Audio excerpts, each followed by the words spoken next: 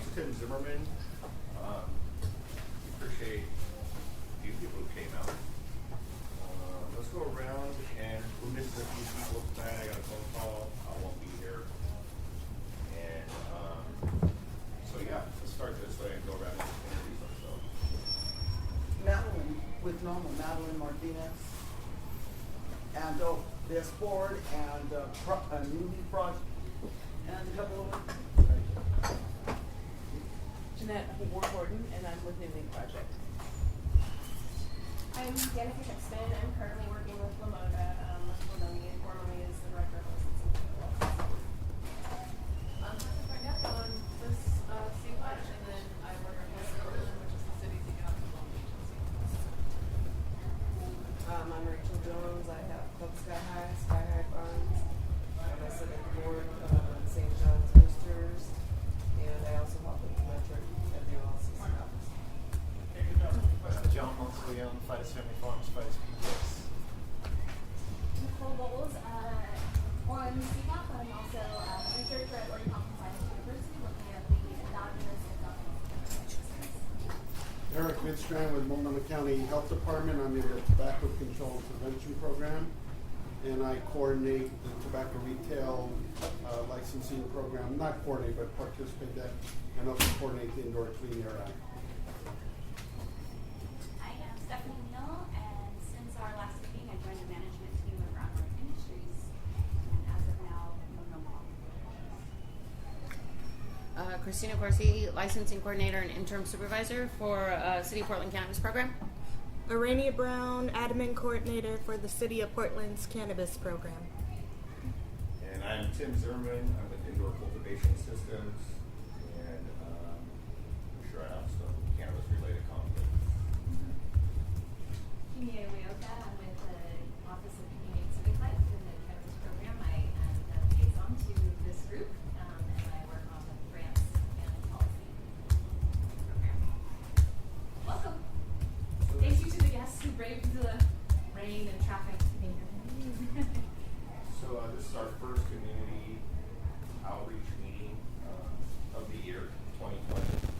Our plan is to do one of these every other month, or every other meeting. Next month we'll be back downtown. Then I'm not sure where we'll be in April. We are North Portland. Okay, cool.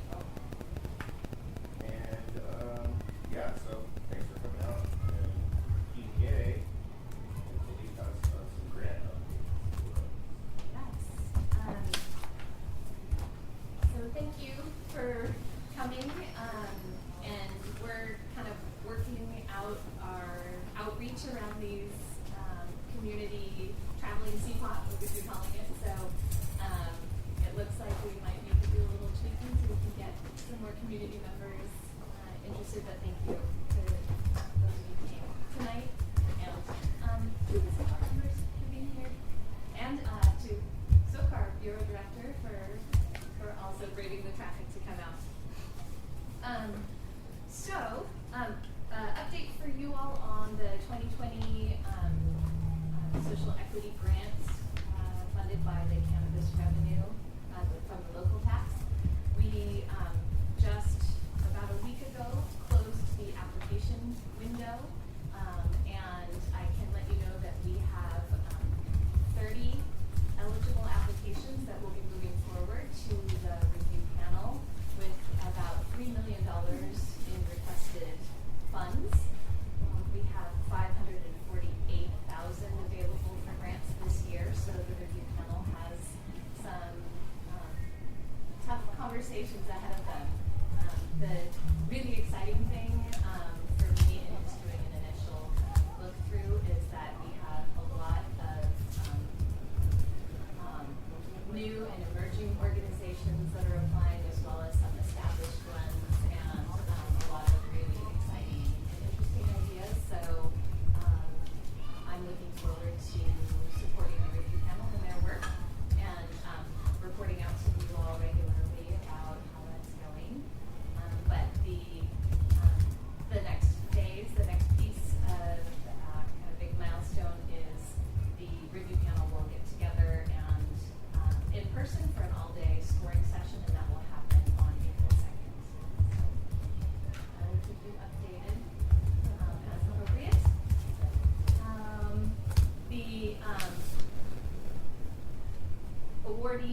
for year 2, just past the midway point in that cycle. If you'll remember, that was going to be a short grant cycle. It wasn't a full 12 months. It ended up being 9 months. And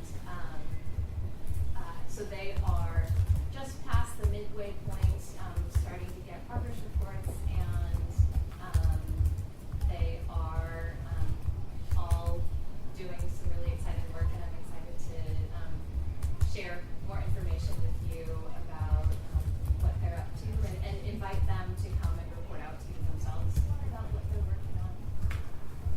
That's a good idea.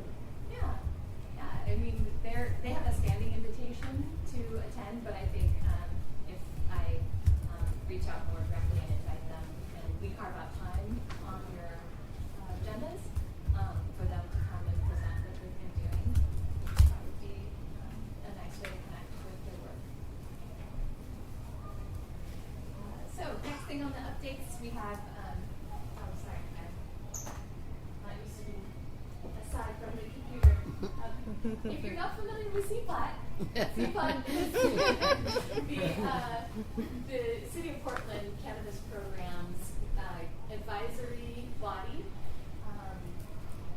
They provide guidance and input and help inform cannabis policy for the City of Portland and for the program.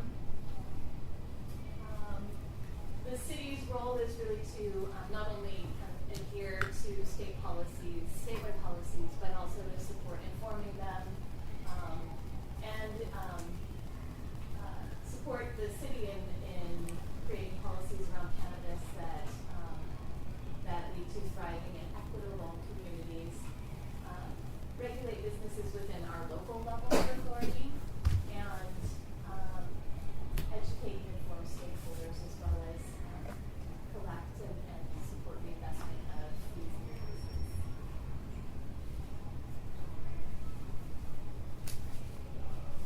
Some of the things that CPOT has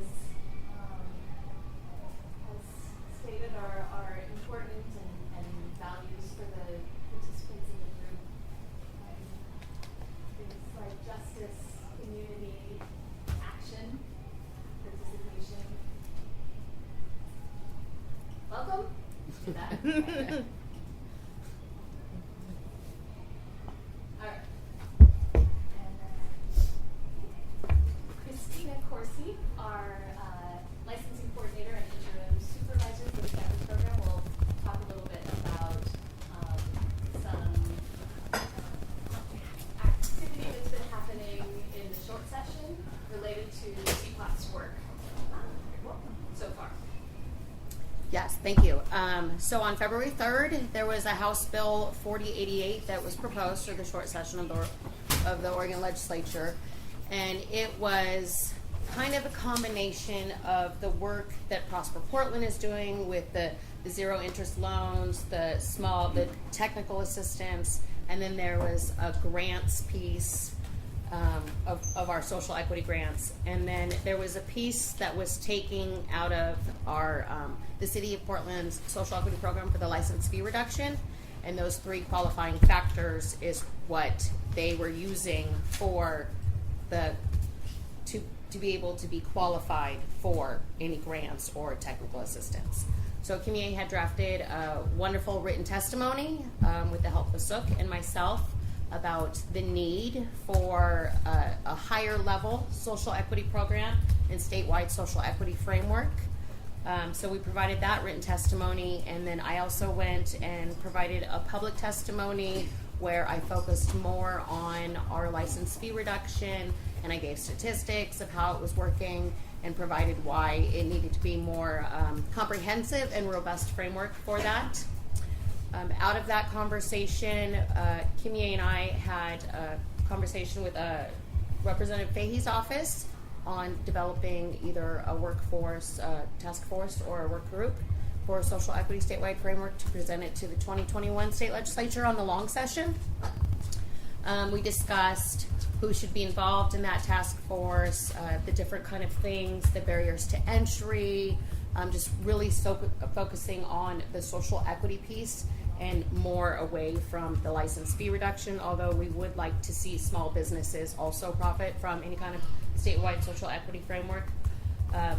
And then we heard word that the bill had passed with amendments. It was 6-4. There was a lot of public opposition to it.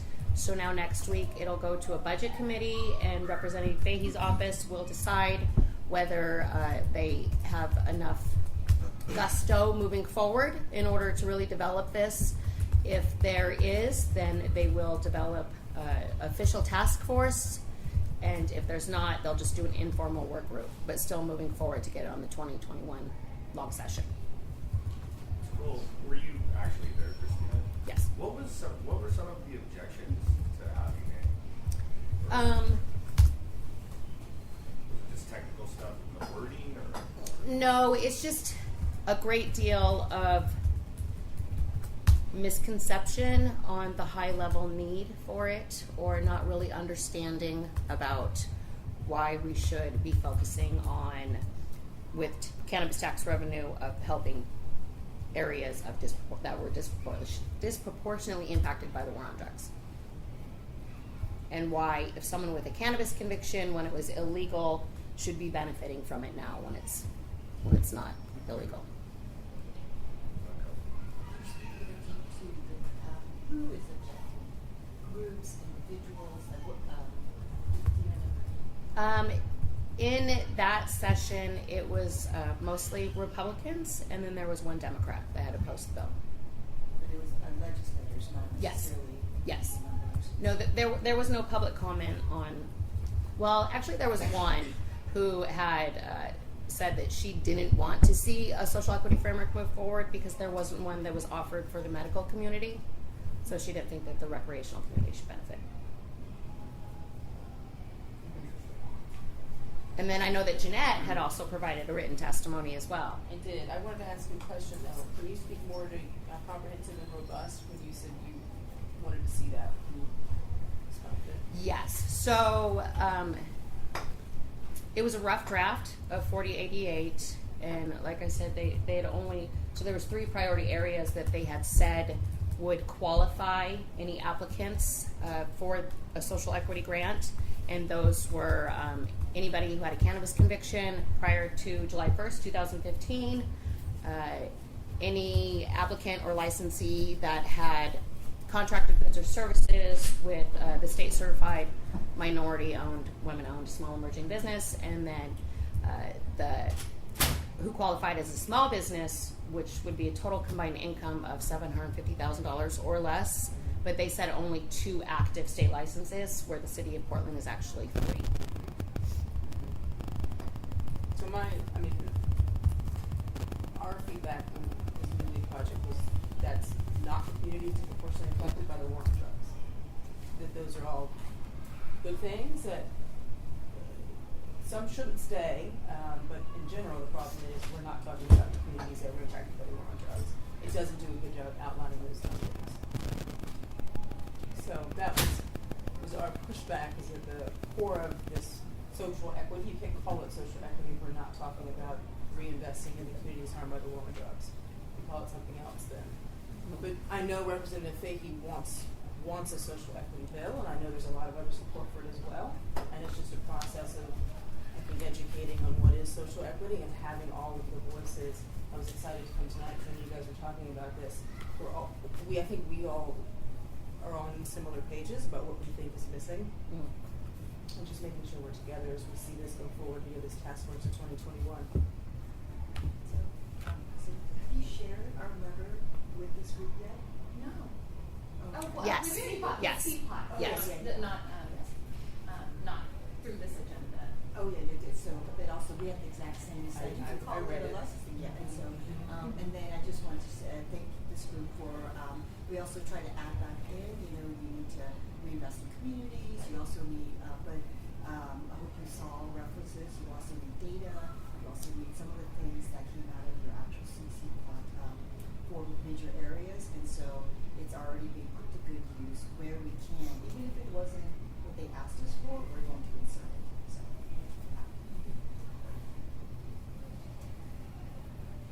If you wouldn't mind,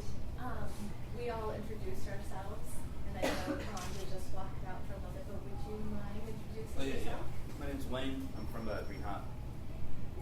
Wow. You guys. Me? You talking to me? Yeah. I did, didn't Oh, I? I'm did. sorry. I totally did. All right. Okay, so at the very, very first CPOT meeting, Alexandra, I don't want to ruin her last name, Faircheck, from the city auditor's office came and spoke with all of you about the audit that was taking place for both the cannabis program and the cannabis tax. It started out, what she had presented back then was that it had started out with a focus on the program and then quickly realized that they needed to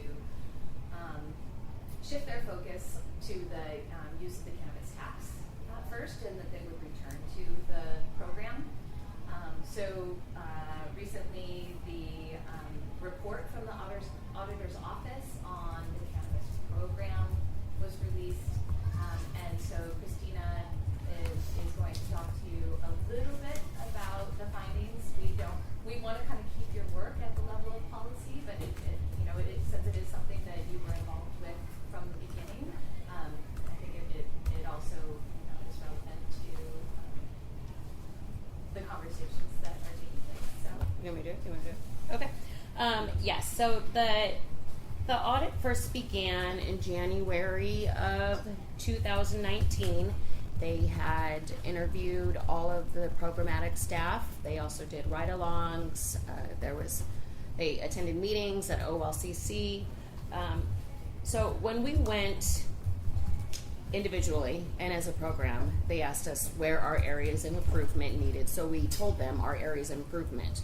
Throughout the year of 2019, we were working on those areas of improvement. So we for the most part, we agreed with the findings of the audit. There was 90% clickbait, perhaps. So one of the recommendations, the first recommendation, was using our program's vision and goals, develop and communicate a strategy for the cannabis program, including coordination with other city bureaus to streamline the licensing and enforcement process and focus work of the cannabis program. So we are doing that. We coordinate with Revenue, Fire, Bureau of Development Services, OLCC, and while it is with a new legalized industry and such a young program, of course, there's going to be reasons for improvement. So out of the cannabis program vision, we have worked on 3 priority areas for the future, which is equity and community involvement. This is a good example of our community involvement, just the traveling CPOT meetings, sustainability, and sensible regulation. The second recommendation was to implement a data management system to consistently and accurately track data. So we have processes in place. We have several different processes in place. Of course, there's always room for improvement, but that is something else that we have been actively working on for new technology solutions. And then the third one was to inform council and the public about cannabis regulation, developing a monitor report or other communication tools that include information on program performance and the cannabis industry. The annual CPOT report, that's a very good example of one of the tools we would use to notify council, inform council about cannabis regulation. We're also looking at doing different types of symposiums to really educate the community and the industry at large, as well as ourselves even more, because everything's always constantly changing and we can always learn more. And also traveling CPOT meetings to really get the word out in the community of the great work that not only are we doing now, but we want to do in the future. So would you like to add anything? Any questions? I have questions. Okay. Yeah. So, for me, the glaring takeaway from that report was the spend, the tax spend, right? The imbalance in how the money is spent. Where are we on rebalancing that? City commissioner said they were looking at it. How's that progress? Are you talking about where it was the total revenue that we have right now in reserves compared to programmatic cost? 80% of the tax revenue collected is going to police and safety. Yeah. So Oh. what I would argue police. And then the rest is going to benefit communities impacted by the war on drugs and drug rehab and treatment. So that for me was the big takeaway. What are we doing about that? Actually, you're talking about two different audits. Oh, I They am. came out I'm in the sorry. same year. No, they started out, when they first came to this group, they didn't know where they would focus. The first focus was on the tax allocation, which we're not a part of, except when we get one-time allocations for social equity grants. That's a city council role. And then the result of that audit was exactly right. It does not meet voters' intent, and then it's backfilling existing budgets, and there's not very much evidence that additional dollars for transportation, police, et cetera, nothing new happened, was backfilling. So that is the first audit. This audit was just specifically on the licensing program, but that said, we can give you a quick update on that. So that audit but just in general, the overall, the reality is upsetting to many people, including members of council. They have a special, so in the 2021 budget session, they've created a special work session, and a work session is still in council chambers. It'll be on March 9th. I think members of the public can sit in chambers, but there's no testimony, and they're going to talk about that allocation. And there are many commissioners, Commissioner Daly, Commissioner Hardesty. I'm not sure about those are the two. They are very, they totally agree that it does not meet the voters' intent, and also our piece of that will be to make a case for continuing support for the social equity work, because that's the only part of the current allocation that and maybe Prosper Portland reinvesting in impacted communities, and we only get one-time allocation. So every year they decide if they think it's worthwhile, and we think it's worthwhile, period. And we think it's in the voter language, and we think it needs to be funded with ongoing resources. But this year they have, their projections are there's about $668,000 that can be dedicated in an ongoing fashion. And there's about $127,000 that's one-time use. So the total tax allocation, where's it going? It's up for debate. The new smaller pot of money, and where could that be invested? That's for discussion. And then one time, what can we do with one-time dollars in any of those areas? March 9th. I'll give you the time. I think Great. But you cannot provide public comment. No, it's but definitely you want to public listen. comment would be better, but to be in there would be Yeah. would be the eyeball.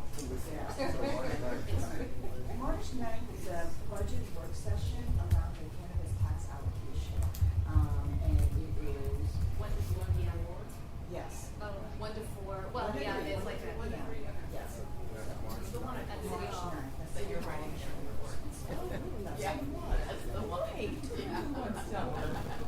1 to 3 p.m. And I will send that information out, because all of the grantees, all of the awardees, and most of the people who have been attending these community conversations, as well as CPOT, have asked specifically to be informed of when that date was as soon as it was set. So if it's okay, I'll send that out. In case you don't capture it right now. I understand this one. It keeps shutting down, so we won't need this much longer. We probably don't really even need to know, but any other questions? Feedback that anyone would like to provide around the program audit? It's available online if you're curious about it. It's on the auditor's webpage in the 2020 reports. As well as our response. So we have a whole letter of response, as we did with the cannabis tax application audit findings as well. We can also provide a link to that on our website. Hey, it's time to talk to each other. If it's okay, Karanja, and yes, would you mind introducing yourself? How you guys doing? My name is Loris. I work with Green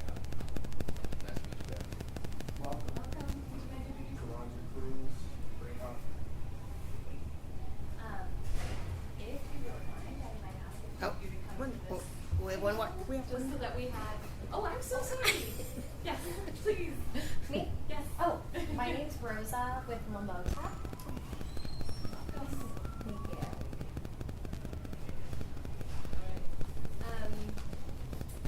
Would you mind coming over to this table? Thank you.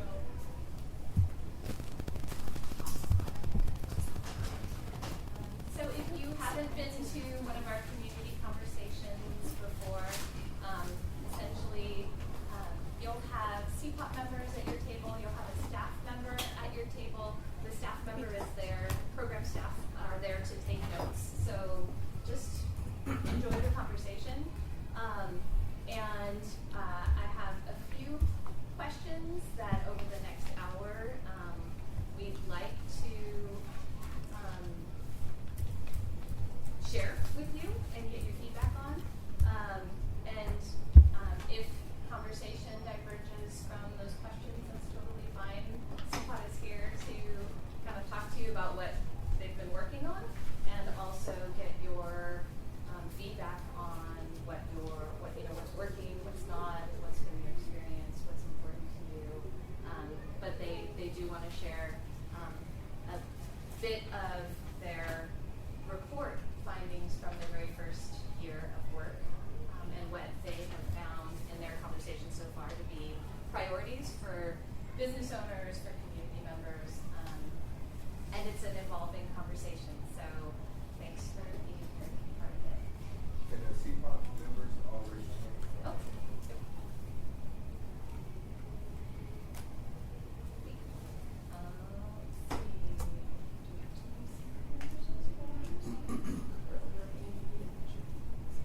Actually, Tim, would you like coming over here to this conversation? Thank you. Okay. In the past, Aramia and I have tried desperately to gently interrupt conversation so that we can move to the next topic, and it's very difficult when you guys are into it.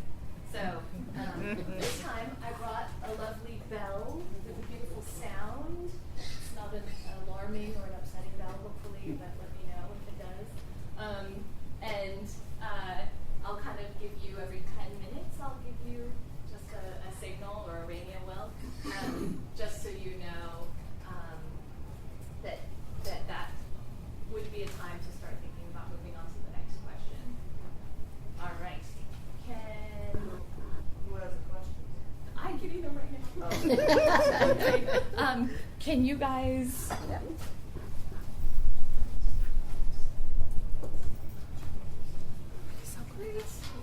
You want this one? Yeah. This one? That one's Yeah, I'll go to that one. And then there's a recorder for you, but it's not on yet. CPOT members to lead the conversation. Yeah. There's some visual person. Sorry, y'all. Too much paper for the world here. Hit record? Oh, you got one? Yeah, it's not on. It's not on yet.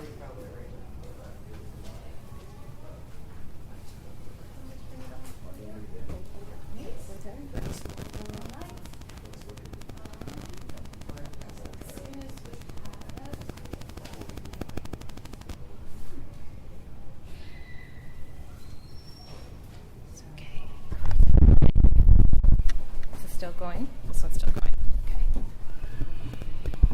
Oh, and if you weren't aware of this meeting before, we record the meetings and post the audio online. So just be aware of that. Good? You guys good? Okay. So we pick somebody and All right. questions are on the hour. Which one of you would like to lead the conversation? Which one of you would like to lead the conversation? Yeah, I can do that. Thank you, Stephanie. Okay. Well, I don't know if all of you have had a chance to see our annual report. There's a copy on the table. I could go grab some for everybody. Someone want one? That brings me another year.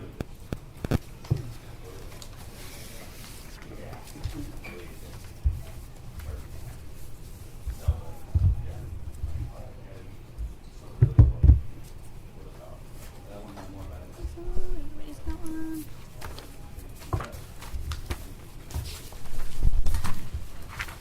So our annual report is a collaboration of all of our brainstorming over the last year. We started out with a lot of really broad stroke ideas and then tried to narrow it down to the most specific ways that we could have the city start prioritizing what we feel is the most productive and efficient use of our time and tax dollars.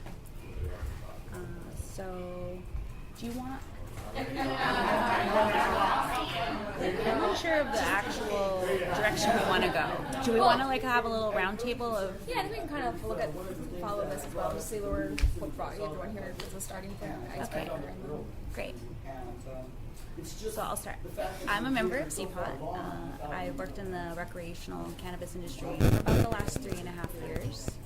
And I really enjoyed the whole process of putting together the final report.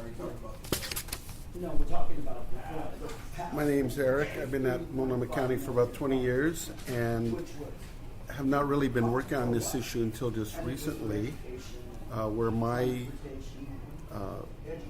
lane stays is at the Indoor Clean Air Act, where the two tobacco, vaping, and marijuana cross for an Indoor Clean Air Act. And I found this one, not talking points, but we convene interested parties to discuss policy approaches. My role is to share any information, data, and resources for the CPOT or community members or legislators want to take, and then share evidence-based policy approaches, including model legislation. So we haven't really done that yet this year. We did in the past. But I'm just here basically as a resource and being in the public health field. My name is Rose Cazares. I'm the CEO of Lamota.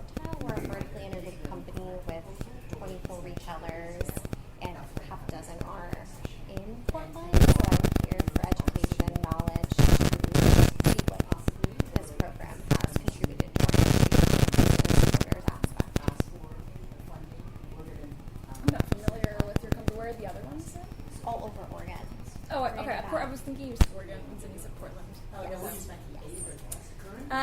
So I'm Nicole. I'm a researcher at Oregon. I'm with late. Oregon Health and Science University. I've studied the endogenous cannabinoid system for, I don't know, more than 10 years now. And started since I'm moving to Portland 3 years ago, looking at cannabis, and it was brought to CPOT in part just with the frustration of how hard it is to study, and the amount of stigma that's still around it, and all the restrictions still federally that make it pretty impossible to study it, and that's what brought me to CPOT and here today. Small business operator within the city of Portland, micro-tier farm in East St. John's, and then a dispensary in Multnomah Village. Just going through all the policy changes and everything through the city of Portland is kind of how I was led to this, to being invited to apply. So that's why I'm here. Try to state the small business perspective. I'm Rachel Jones. I'm with Club Sky High. We opened 7 years ago this Sunday, so as medical for about 2 years. We're all family run. We are integrated with all the licenses. We have 2 producer licenses, wholesaler, processor, and retailer. It's me, my husband, and son, and I'm the one that goes out to all the meetings. I was in legislative way back in 2014 with medical marijuana. Yes, brings me here today is I need more education. This industry is not stable. Probably won't be after I'm long gone.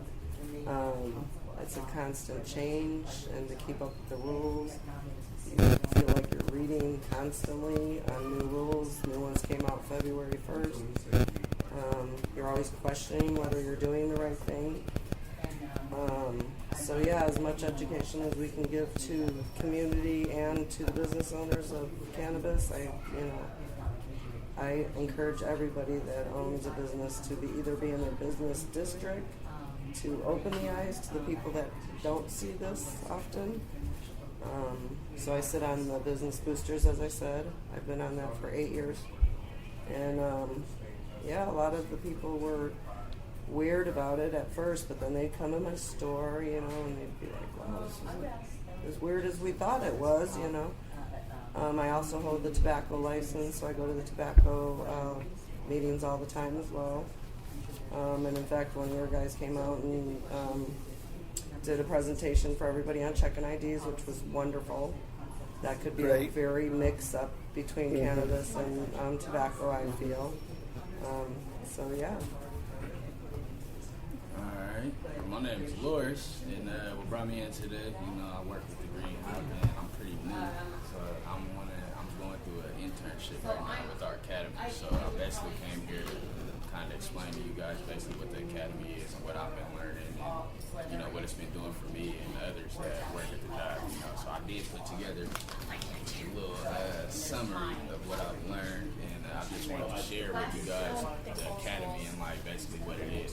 And so the Greenhouse Academy is a program to basically racially diversify the cannabis industry, and it's teaching us the history and the knowledge behind the cannabis, basically whether you want to be a grower, whether you want to, it just teaches us a lot pretty much. And when I say racially diversify the cannabis industry, it's basically to bring more black people into the industry on a positive note, which is why we're a hip-hop dispensary, because we don't think that we give a lot of credit to the hip-hop industry, being that they were a big reason why cannabis kind of became popular, so we kind of try to pay homage back to the hip-hop dispensary or the industry, as well as bringing more colored people into the cannabis industry. Outside of that, though, we learned the science behind cannabis as well, so before terpenes were even a thing, we only knew indica and sativa, and basically indica is a downer, sativa is an upper, but the more science has been put in the industry in the past recent years, we learned that there's a lot of cannabinoids inside the cannabis, and there's a lot of different terpenes, so that's basically what they're teaching us right now. We're learning everything about the terpenes so that I know the knowledge for myself and can share that with customers who walk into our store to buy our products. So, that's basically why I'm here. Going through that academy right now, and then once I graduate, I'll become an apprentice, and I can go to farms and get my hands on things and start learning more right now. So right now I'm just doing a lot of reading, I'm on the computers a lot, taking in a lot of information. So that's pretty much what brought me here today. Yeah. Nice. Yeah, that's cool. Do bartenders is that required, or? It's required. It's definitely required to work at the greenhouse. So if you're new and he puts, that's my boss right there. So when But at his business, but not as a city, any other. No. That's it's no requirement. That's not a requirement. It's only a requirement at the greenhouse. Okay. Yeah. So it's just something that we do. And he puts all the new workers through an academy, and he teaches you everything before putting you behind the counter, so that we have the knowledge to, sometimes we get customers that come in, they specifically ask, what terpenes are in this cannabis, or what effect am I going to get from this? And, we learned that some terpenes inside the cannabis, if they touch THC, it could change the reaction and the experience that you might have. Some terpenes can be a relaxing terpene, and then as soon as they hit THC, it does the exact opposite, and it'll turn into an upper and give you energy. I would have never knew that if I never learned this in the academy. So I'm learning a lot of science behind cannabis right now, which I think is very beneficial. Science will set us free. It will. Laura, we've done a quick little round of introductions, introducing yourself and explaining what brings you to CPOT tonight. I'm Laura Vega. I'm from Green State of Mind, and we're a processor, a cannabis processor. We make vape pens and edibles and oil in general. And I'm here to participate in the social equity discussion and learn more what the community wants us to do moving forward, how we can help, how we can make things better, what recommendations we should make to the city. So, that's why I'm here. Thank you. I know a lot of you. So. I know you were very Do you go to the Cannabis Cafe before? We'll figure it out. So which one are we on? So we're on number 2 now. I know one of the things that we've been working on is having a succinct but meaningful definition of the word equity. So I thought maybe we could all look over this definition here together, and then we could talk about what really stands out to us, and maybe if you have any suggestions on how to word it better. So we start with equity is both the means to healthy communities and an end that benefits us all. Equity requires the intentional examination of systemic policies and practices that, even if they have the appearance of fairness, may in effect serve to marginalize some and perpetuate disparities. It's a lot of words. Who came up with that? Is that CPOT or the city's definition? CPOT, okay. Was that you, Stephanie? No, I feel like that was a group effort to come up with that definition. Along with the help of some community members who've been attending the CPOT meetings down at City Hall. Yeah. Oh. We've got more chairs coming. So I guess the first question is what resonates with you, right? Correct. Why don't you go first? Okay. Well, what I like is that we included that things need to be changed, right? So we included that it requires intentional examination of the laws and rules that we put into place, and how we can make sure we're not unintentionally or intentionally marginalizing others. I like that it's an open definition. It includes a lot of different things that could be included in social justice. So that's for me. You want to go next? Since we're done. I don't know. I might want to indulge in that perpetuate disparity maybe a little bit. So continuous disparity. Yeah, I bet it's probably pretty easy to look up. Yeah, I think maybe, I don't know, just that phrase there maybe. Or dig into more what. So the state brings very broad. That's all. 17%. But it's probably going to be that way. 2019. How much of that money? We pass that to John. State bring in. Yeah. Generated by What's that? Yeah. No, I don't really have any issues with it or anything that I can add to it at this time. I like the appearance of fairness. I think lately I've been reflecting on the idea of a community, when you're in a workplace and they make the argument of or when you're hiring new people, some people might think, oh, we want to make sure it's a good cultural fit, but what does that mean? There's been many times where a company might have been like, oh, we want someone who's going to fit the culture, and that might seem equal, but if you're just that can also have underlying discrimination and has kept many people out because they're not. Well, you want to be friendly with your coworkers, but you also don't want to be intentionally keeping people out. So yeah, I think that just sat with me.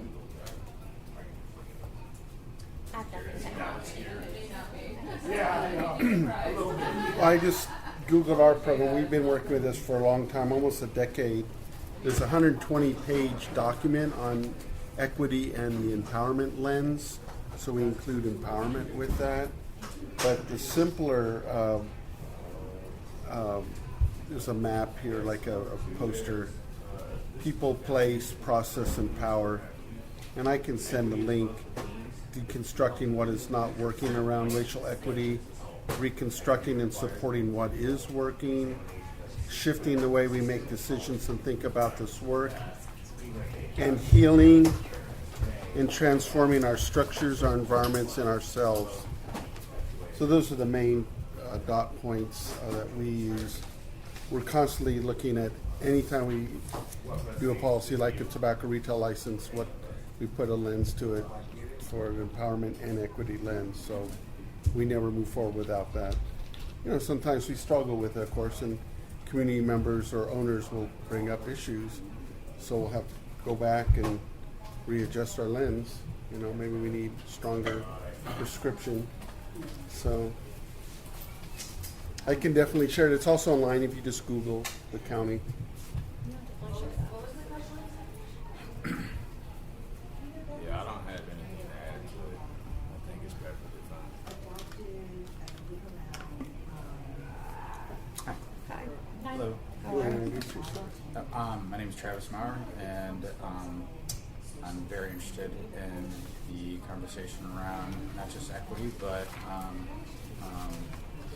community reinvestment using cannabis tax revenue.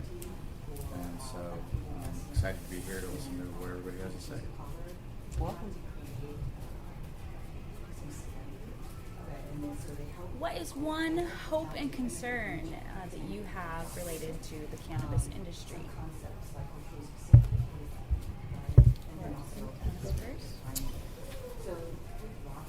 Hoping that related to the cannabis industry.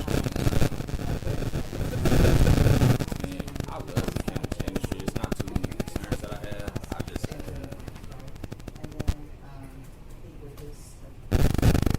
there should be more quality cannabis in every store. I think that's the only concern that I would say, because I know I've walked into multiple different cannabis shops, and I think everybody tries to have their prices very reasonable for everyone out here, but some of those lower prices, the quality of the cannabis usually isn't up to the best quality, and I just think that it should be more quality prices. Like, if we are going to have lower prices in the stores, I think it should be more quality in those cannabis, like in that marijuana, definitely. So that's the only concern that I have. Because I'm a quality smoker, to be honest with you. Like, I like quality over quantity, so I definitely think that if we are going to have, I've been in shops where it's $5 grams, but it might break down into powder, or it might not smell like chemicals, It's like, who wants to smoke chemicals, So that's my only concern that I have with the cannabis industry, It's definitely more quality all around. I think my hope is that we're talking about equity, right? So that we actually care to find a solution. But my concern is that on the state level, we're really not hitting the mark with the legislation that's been introduced. And I really did hope that Portland could lead the way in what would be worthwhile legislation for the use of funding. But it is becoming worrisome that other people are going for that funding from different angles, and that the social equity component may not get a piece of that, piece of those tax funds, and we may miss the boat here on social equity totally. So I guess that is my concern, because I do think it's urgent that we address it before those funds are completely gone. But at least some people care and are here to talk about it. I guess the second part of this is Double, same coin, two sides. My biggest hope for cannabis is that it's federally legal and accessible to anybody that's 21 and older. My one concern is that the small businesses will go away and the big businesses will come in and take over due to them having more money, as we've seen with Cure Ali.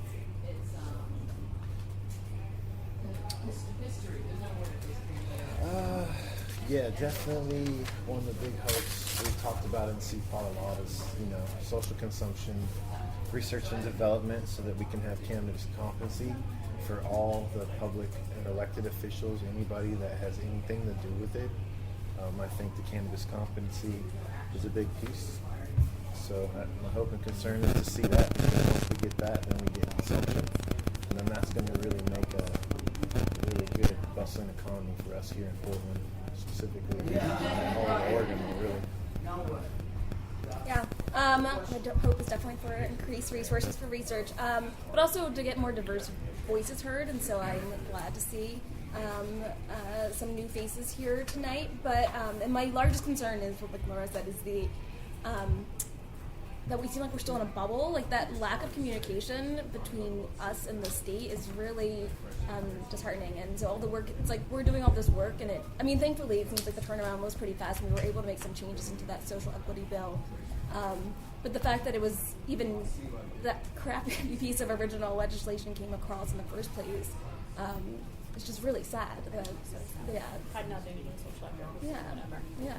So yeah, that's my biggest concern is the lack of communication.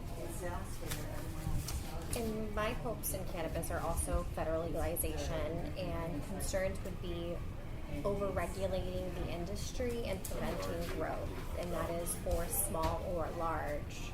Since state agencies, building permits, no one communicates, so it really puts a damper in any kind of progress or growth for anybody, big or small. I think the hurdles start with the regulation and the correct regulation. We have policymakers that are making policy that don't understand the process.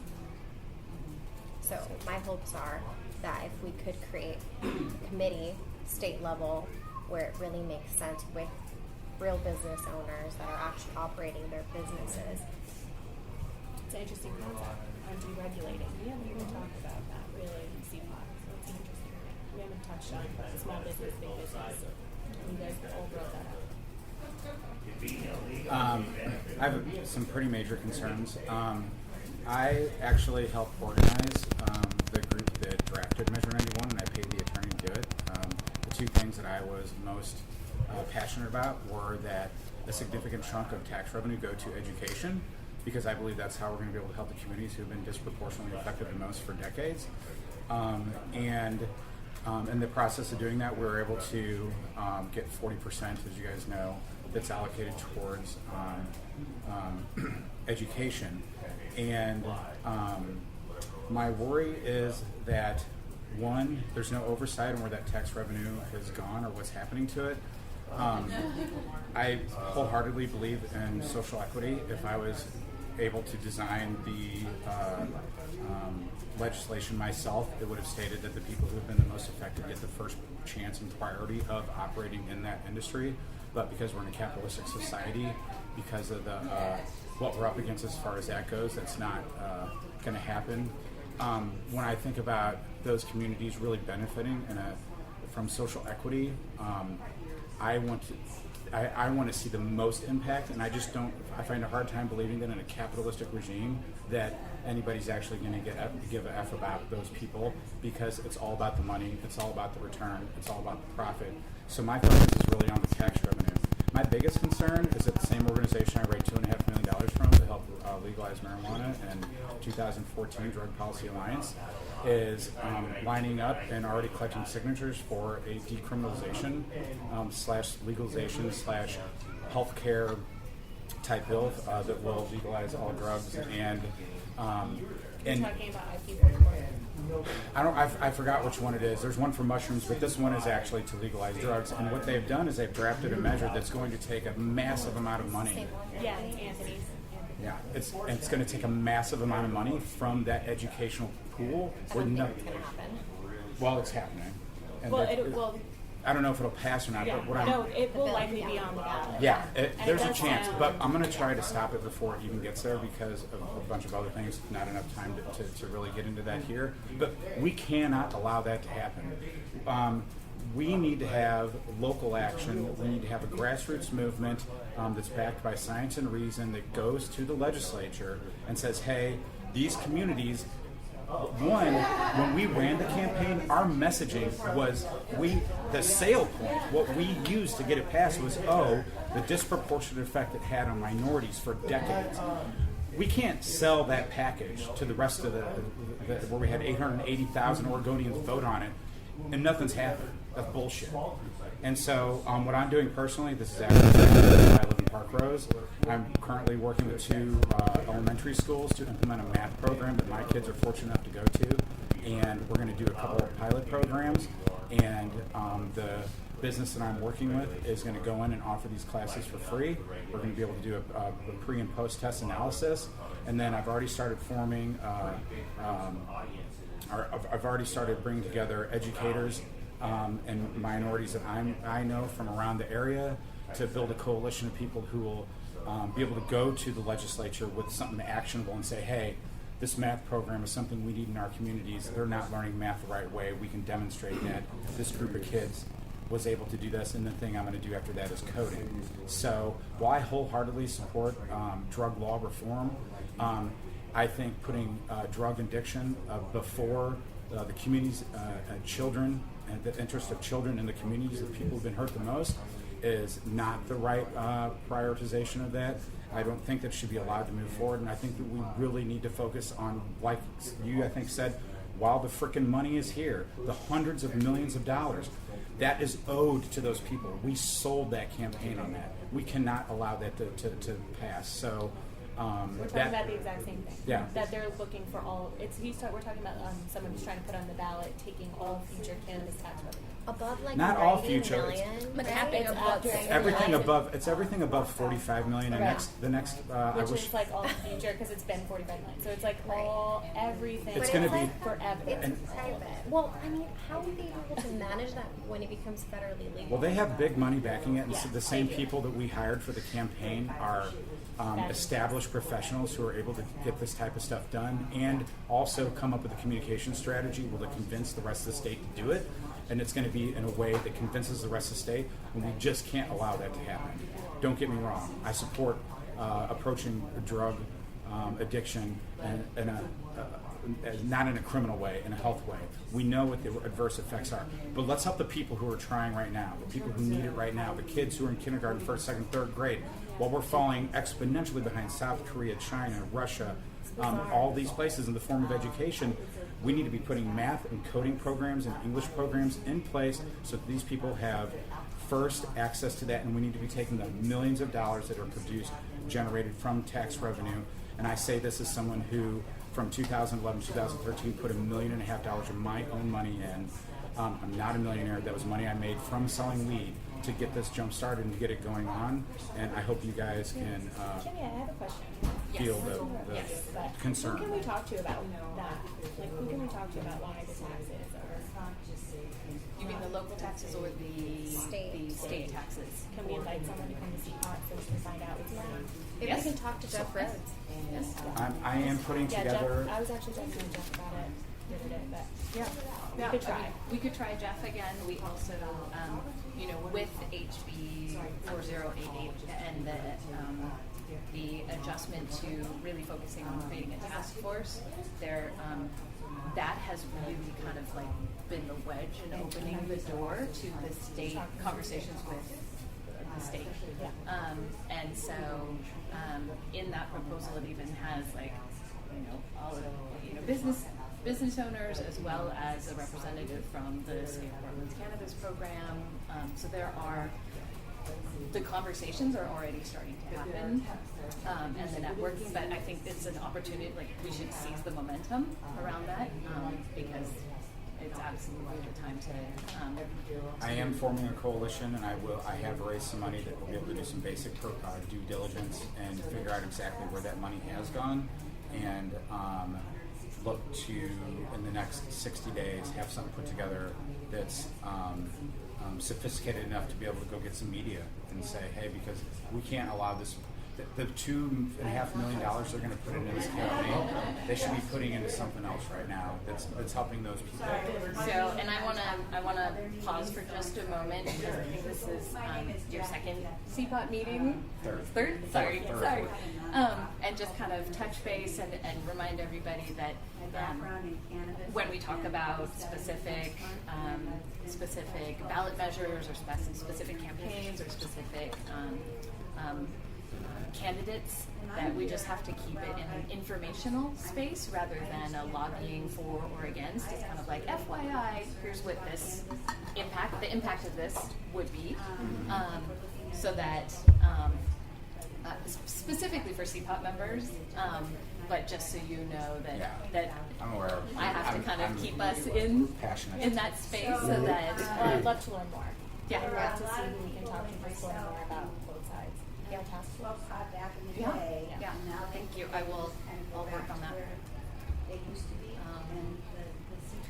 Did you say a hope? I hope that. Well, I don't want. Based on what you just said, I think I need to broaden my hope is to. I hope that we can all remain educated about the processes and steps that it took to get here. Not forget about the decades of, not just decades, but centuries before that our friends of color and minorities have had to endure. And still in business, and still, right. thank you. Yeah. And we now have an opportunity to have the greatest impact with a crap ton of money, and it needs to be done in the right way. Yeah. I mean, it's a once in a lifetime opportunity. I hope. Well, I was learning. I've been studying the tobacco industry for 30 years, in one way or the other, studying their advertising, their products, their gimmicks, the research that they've done, the lying they did, but I've also been studying the policies that work and don't work, and been involved with a lot of policies in helping people quit smoking, preventing people from starting to smoke. And my hope is that I can, as a public servant, being on this advisory group, that can really learn about this topic in cannabis. Really, just like I've been learning about the tobacco industry, but I don't have 30 years, so just being at the table and hoping I can be a resource and go-to person to my county to get direction on how we want to work with this issue. We also work with the state. My concern is I don't do any of those well. That if just something happens, that it just gets messed up, or I say something that jeopardizes a county voice, because we have a whole hierarchy going all the way up to government relations and our commissioners, and I've asked them to come up with statements that would, what their recommendations are for this topic in the social consumption realm and education and all that. So Hard to nail down, huh? it really is. Being a bureaucrat is sometimes hard. In my other life, I was an activist, so I got in the way. I stood between kids and the Marlboro Man. It's a whole other story, but just being there as a resource and to listen, be at the table. I didn't have this experience with the tobacco industry. I saw them with their gimmicks and their games and their giveaways and. What is their hesitance for having a point of view? There's no hesitance, just we haven't formulated up to now. We did years ago. Just right now they're in current short session, so once that's through. No, but I mean like Multnomah County. You mean the county government? There's no hesitance. They're just really focused right now on the short session, and they're working on that. It's almost over. Flavor bans, menthol, maybe. Look at different things at the county level. And they just never identified over the last 4 years that it's something. They have. We're trying to get them more formulated, and my role is to kind of push them a little bit more to have a statement or to have people all over the place. People change jobs. We had some changes in the county in the last 10 years, different roles and leadership. Is tobacco competing against cannabis? Are they competing? Yeah. Not really. I mean, I know that's a loaded question. No, but look, Do you consider no one. it different? Oregon was the only states that didn't have a license to sell tobacco. So it's like, wow, That's incredible. Huh? That's incredible. Don't tell Don't OCC tell that. I mean, they're already working on it, so they know now. So I mean, so in a way, I think it has been taken away. You know, because we- the vaping and all that, they've we had in- more attention.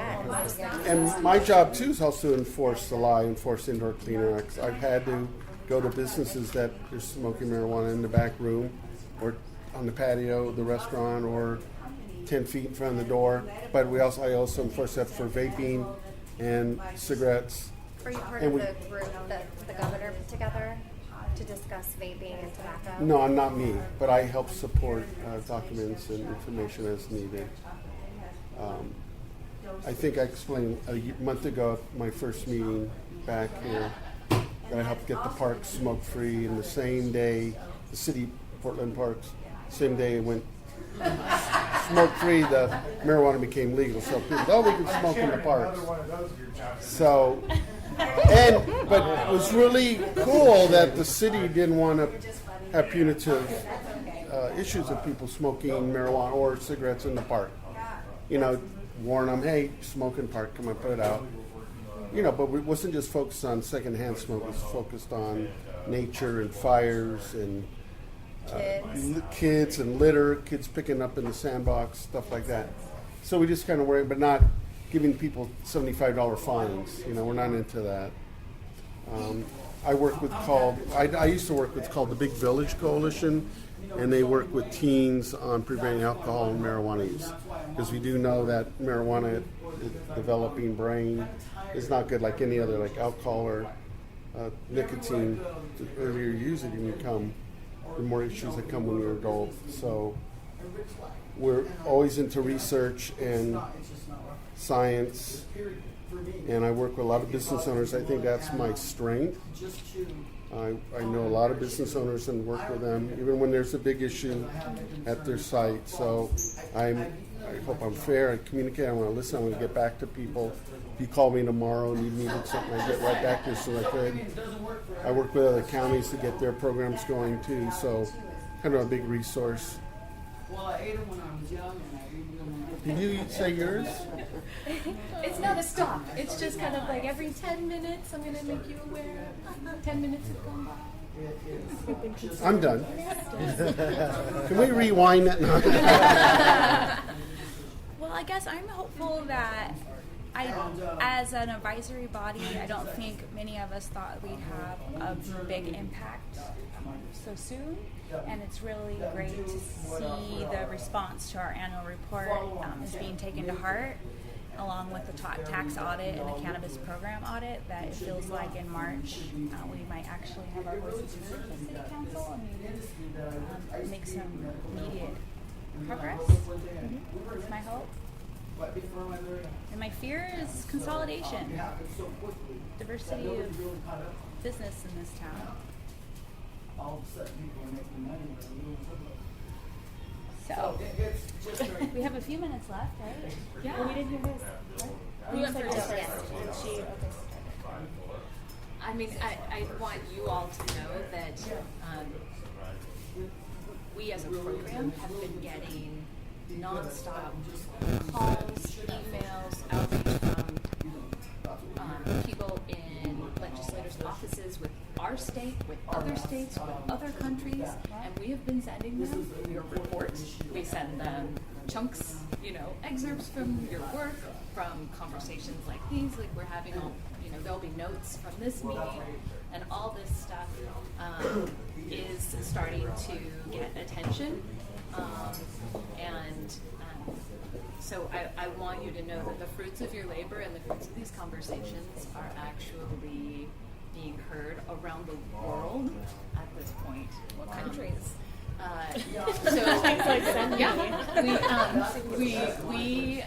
We sent your report to a group that came recently and visited from Thailand, helping to shape what the Thai government is working on right now.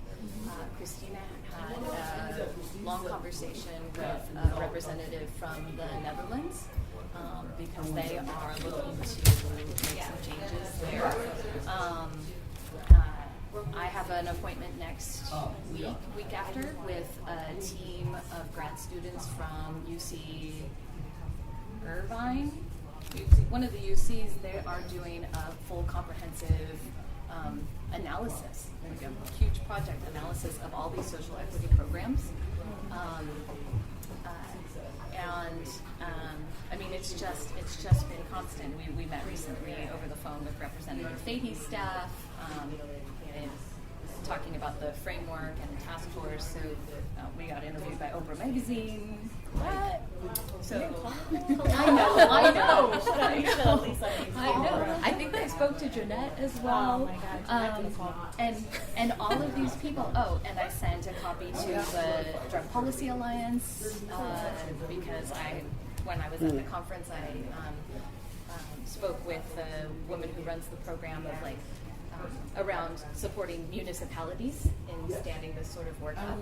So,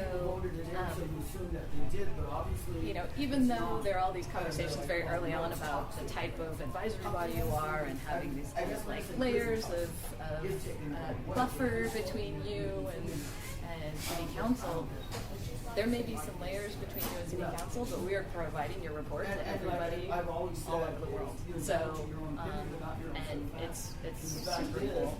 It's exciting. So, hopefully, some of this will start to come back around locally as well. So I guess that's kind of my hope. That's great news. You have to choose now which is the most important. Yeah. What's missing? What's most important on the list? I know we probably, as a team, have our own opinions about what we think is the highest priority, but it'd be really great to hear from the community about what you think of these 4 categories that we've narrowed it down to. Which Did you is guys the get a highest chance to priority? read it? This? No, just the 4 categories. I have an extra one. There's a short I have one. short version here. Short. Yeah.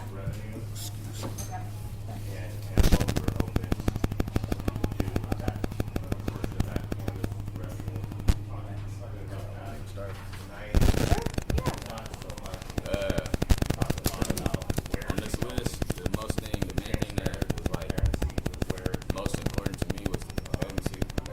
Basically, that's what we take pride in at the Greenhouse, is knowing the education on the cannabis, because we can't just give out product if we can't fully explain what we're giving to the people that are coming to buy the product.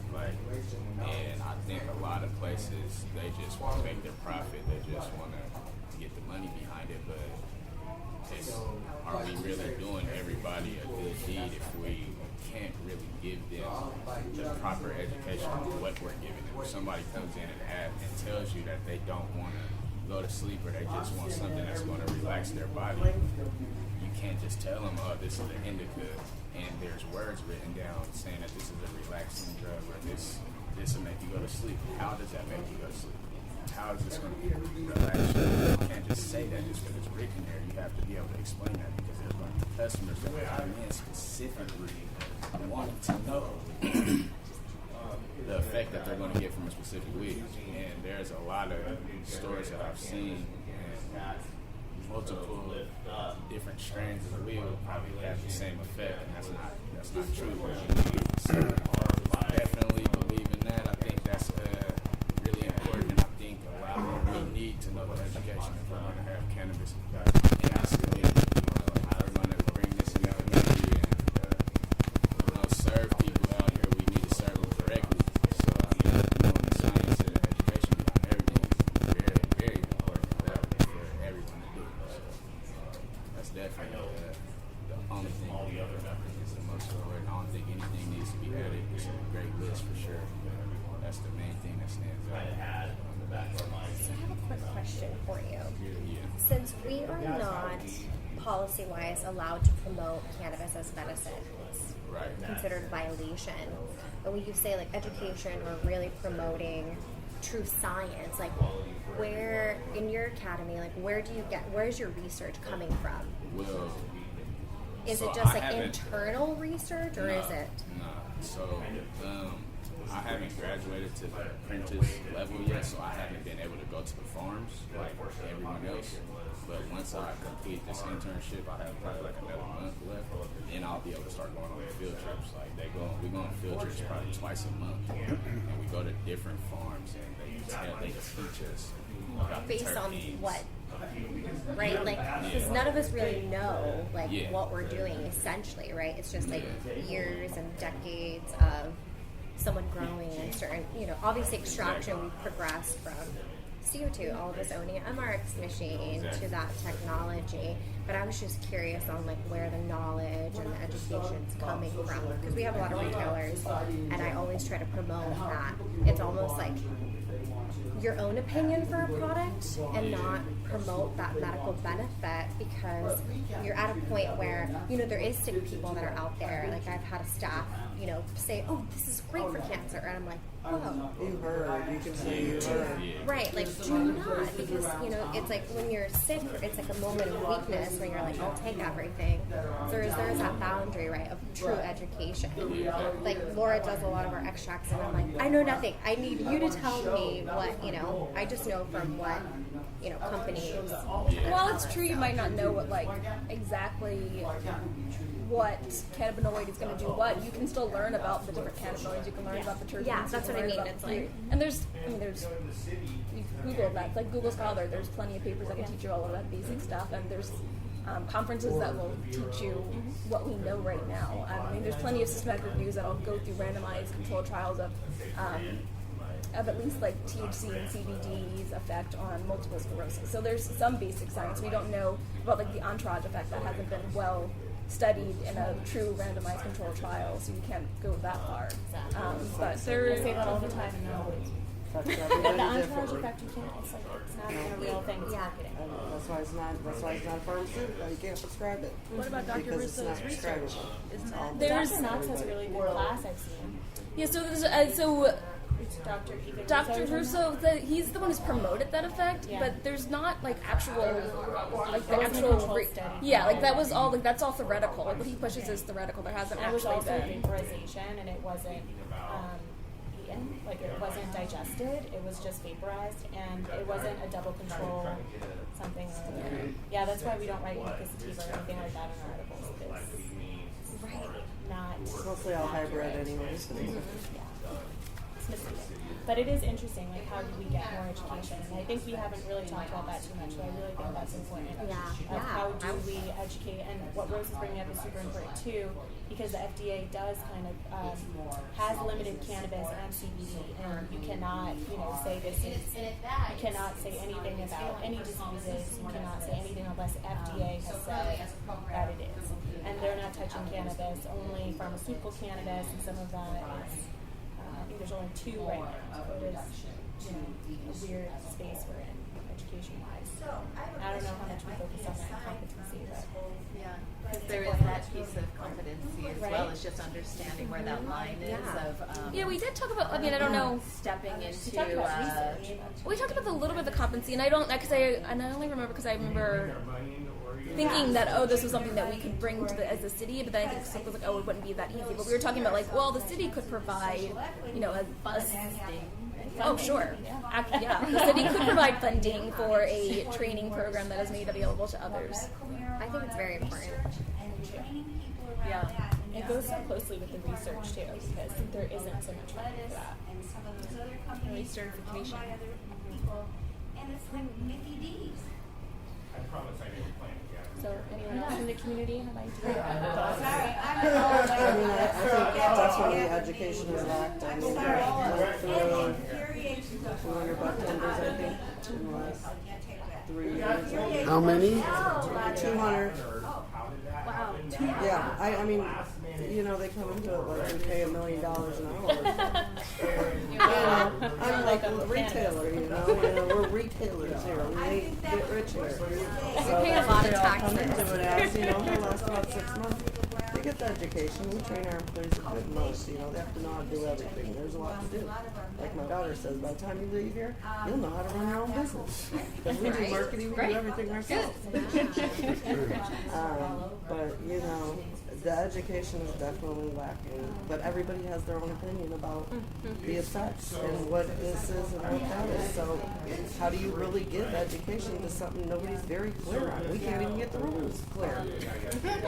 And I just did really? a- I mean, one person will tell you one thing, the other one will tell you sure. something else.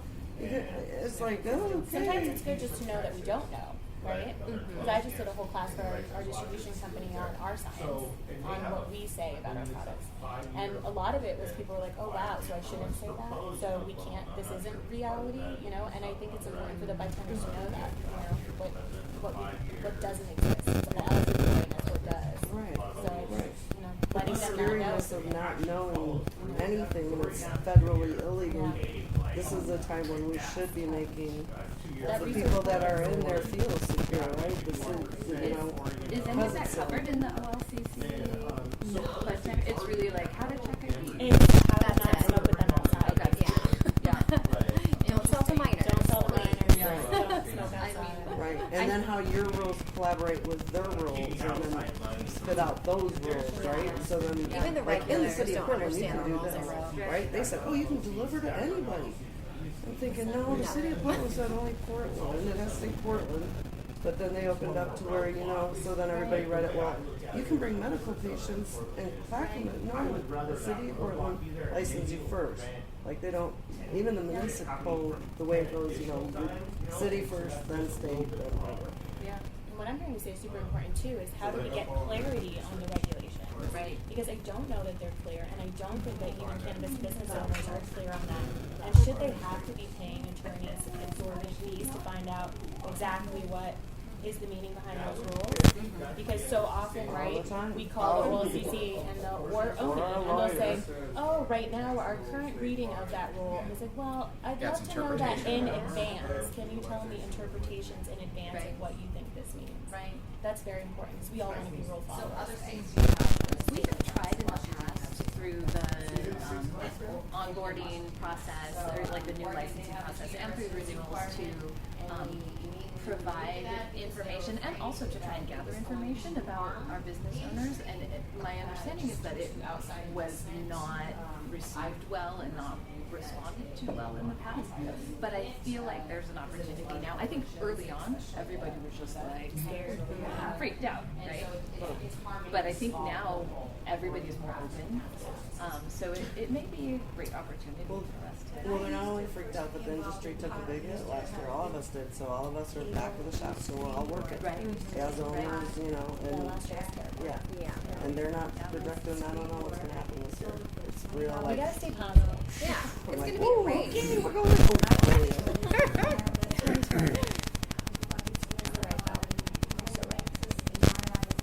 What did you say, Lori, was your area of focus? Oh, I didn't say because I wasn't a community member, so I was letting community members.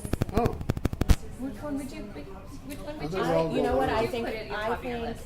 so. For me, competency and sustainability are really close, but sustainability is going to be my most important. I think we really lack, and I don't mean sustainability in an environmental sense, that too, but I mean sustainability of the industry as a whole. I don't think that with the current regulations, we're supporting our businesses the way we need to. I say it all the time, like treat us like alcohol. Don't treat us differently, because we've Don't treat allowed us like alcohol criminals, 'cause we're not. businesses to grow. Exactly.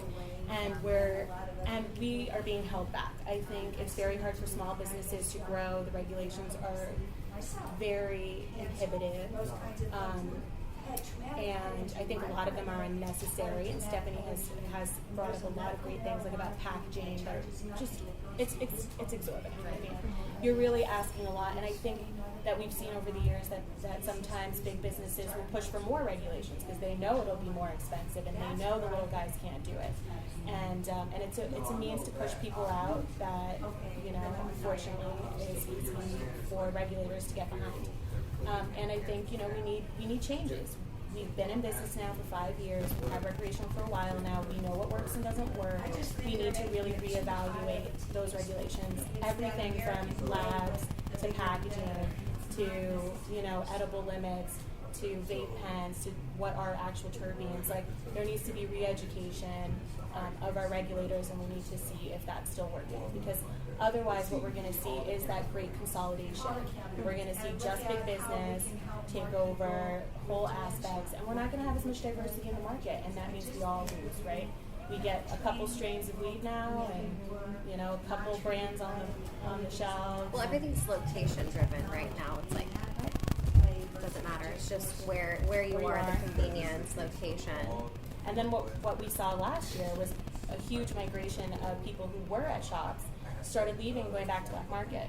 Not just people who are participating, but people who are consumers. Because there is a lack of diversity, because prices are high, and because it's hard for them to understand what's on the shelves.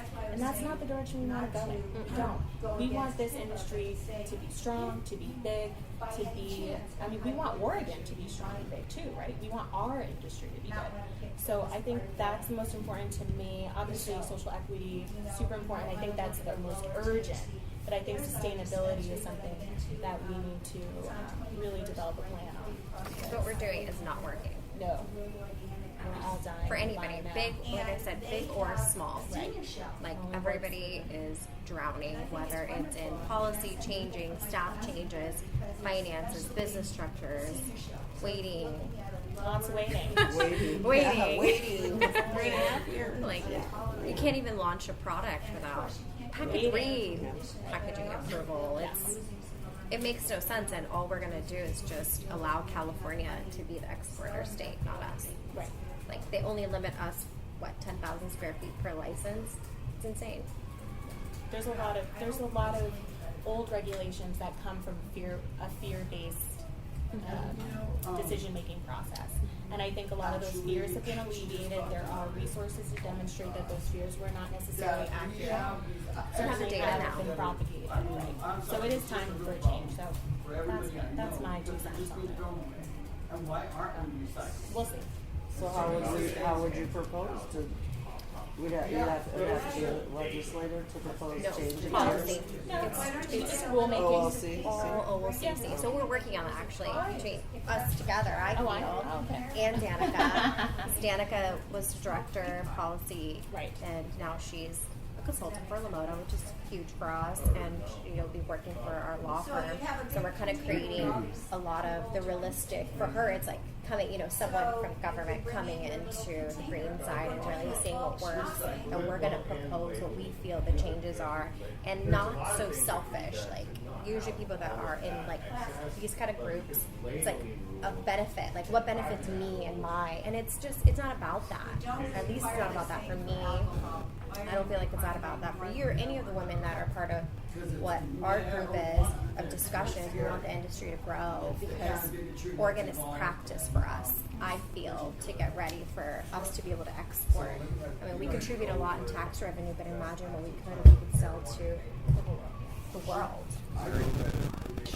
Yeah, anywhere. We got to stay positive. There's a whole song about it in Spanish, so I'm just curious. Sustainability. Yes.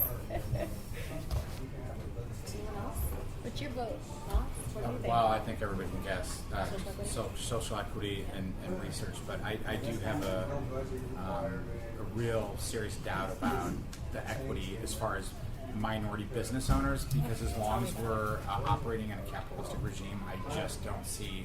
At the end of the day, it's about efficiency, lowest price point for production, and competition, and people who are investing in cannabis companies don't care who owns them. They want them to be profitable and make them money, and they want to create a brand and sell it. So I really care about the research, and the social equity is in the form of tax revenue being identified for programs that can actually make a huge difference in the communities who need it most, in the form of education, living expenses, healthcare. Let's get real with farming. Can I ask a question? So currently the taxes, are they going to what they said they were going to be? The local taxes or the state taxes? I mean, we'll start with the local, but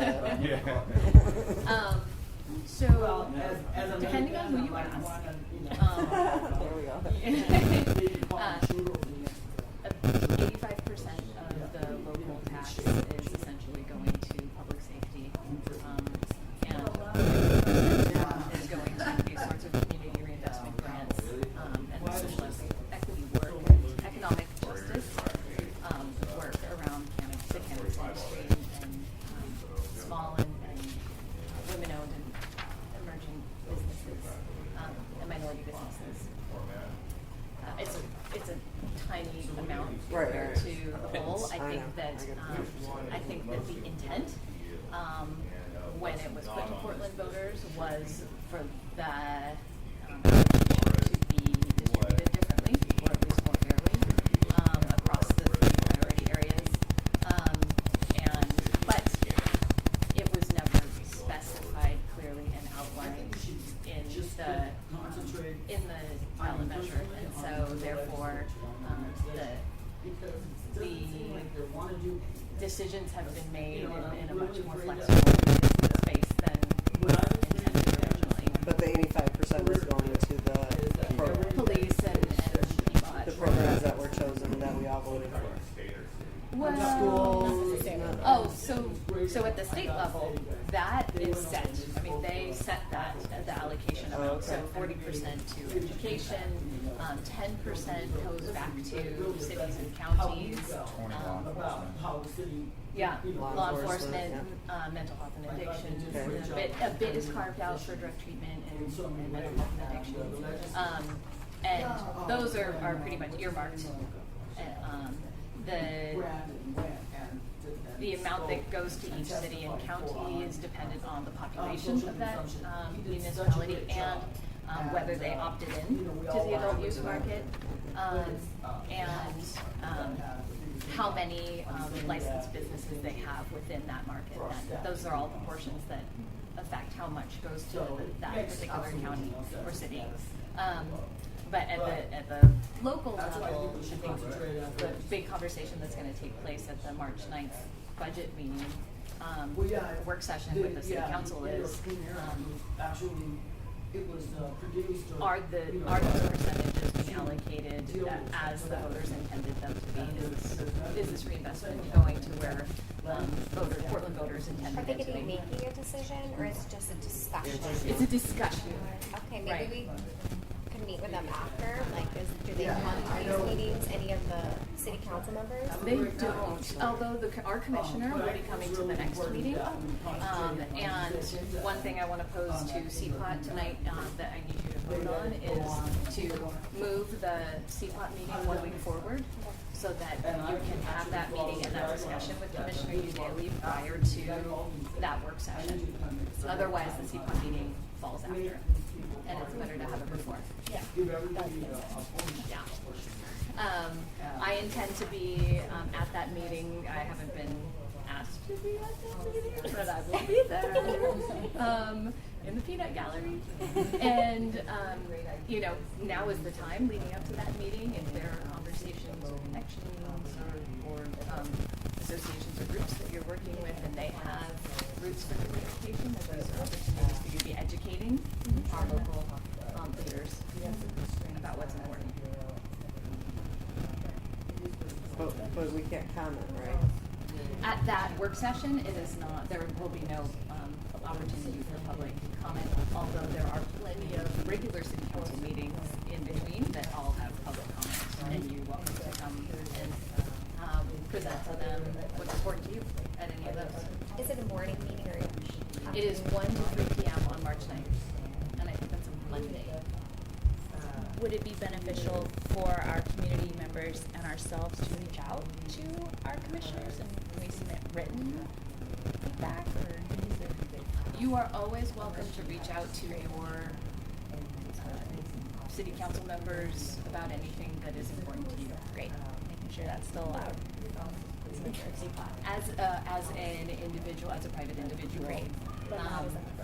Right. And CPOT is also, welcome to speak as a group.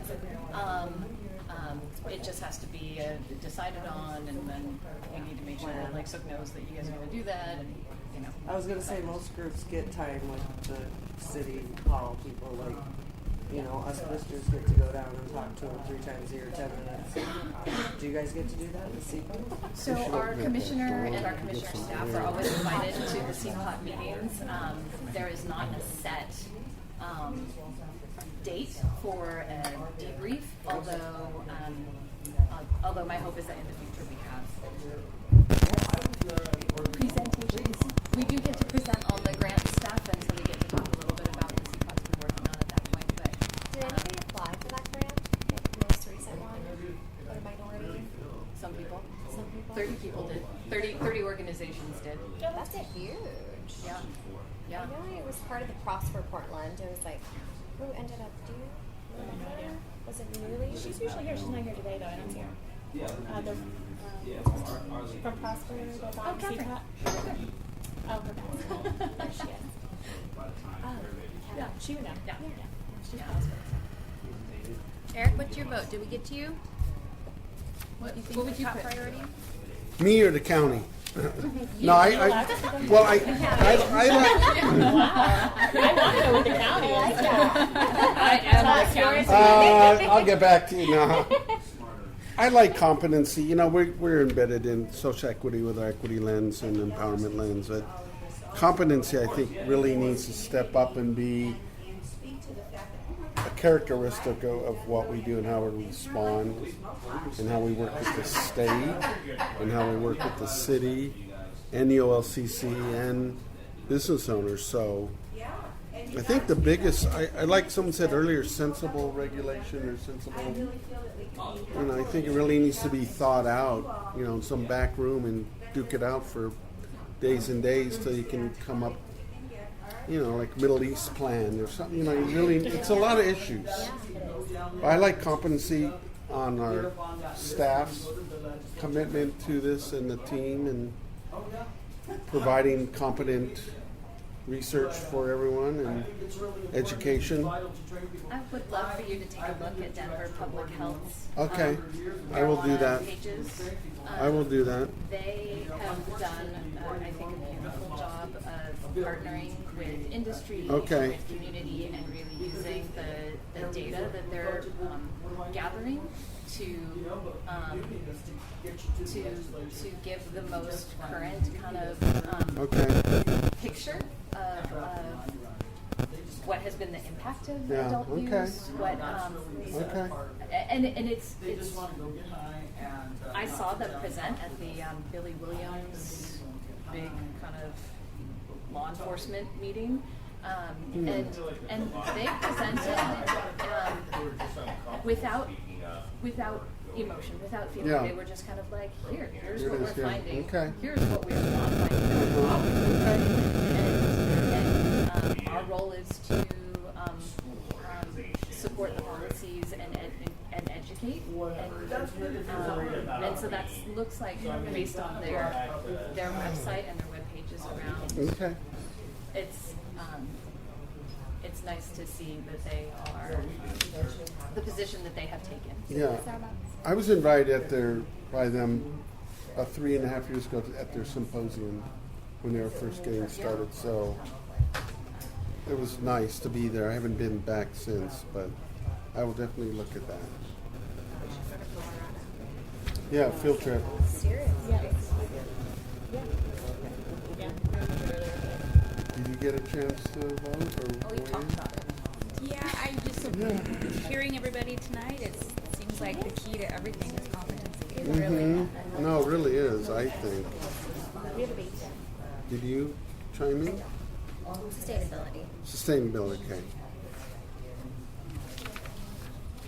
I did bring this. I keep everyone hearing about the budget. This is online. We work with Chloe. You've seen that, haven't you? Budget. It's, Oh, the state, but yeah, the this state released in allocations. 2017, but they're Yeah. looking at this current. That's the set percentages. Oh, okay. And then they break up, like this is broken out I know what they were. The orange. I wondered if they were following them or something. for alcohol and drug abuse, There's a little 5%. bit of a in Portland because they did an audit. So we know a little bit more about what we don't. I'm here for like the education bit. Is that like this was an additional $81 million So that they Yeah. whatever. Yeah. 40%. I mean, it's multi-year. Yeah, so whatever. But anyhow, is that how much it's going like on top of what was already received, or is it like subsidizing whatever their budget is? Because I don't feel like I've seen improvements that would be equal to like that amount of money. An Oregonian article that I read from probably around this same time, actually, was talking about the fact that it sounds like a lot of money, but actually, given how much the schools actually need to show some sort of impact, that it's a drop in the bucket. But yeah, you would think $81 million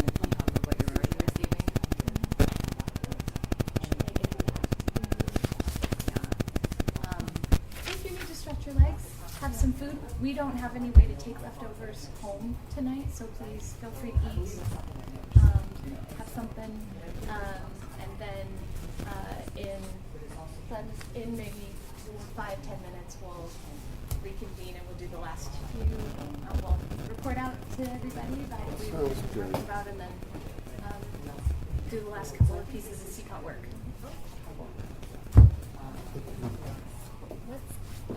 What's the name of that website? It's called NCIS. It's where you get all the scholarly articles. You can just go to Google Scholar.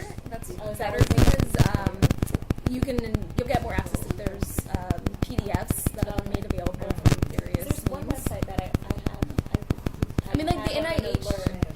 So for all cannabis new. So you can do I like that. them extra science. Feel free to. Like I like it. So the Google Scholar will have those. It's just like if you go through PubMed is the source that you're talking about. They can send you like the abstract, but you won't necessarily have access to the full paper. If you want to read the full paper, I would use Google Scholar. Can you set an alert? You can. So that is the benefit of. So I mean, I suppose if you find. So I guess if you like use the alert to find the paper, and then you can, or like at least the title, then you can always go to Google Scholar and move the title to your paper. Sometimes it is.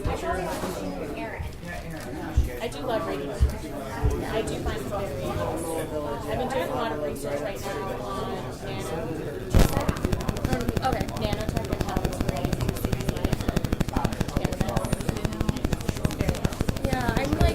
I need to go on and see what's all the trials that are going on with CPOT. I mean, it's been blowing up for a few years, but it's only got really interesting article on how there's actually some evidence that for certain cancers, CBD is not a good one. It's not a good one. Like with some things, it can interfere with heart treatment. Yeah, but so CBD is, I mean, even like with the Epidiolex, that one, it's like causes liver toxicity.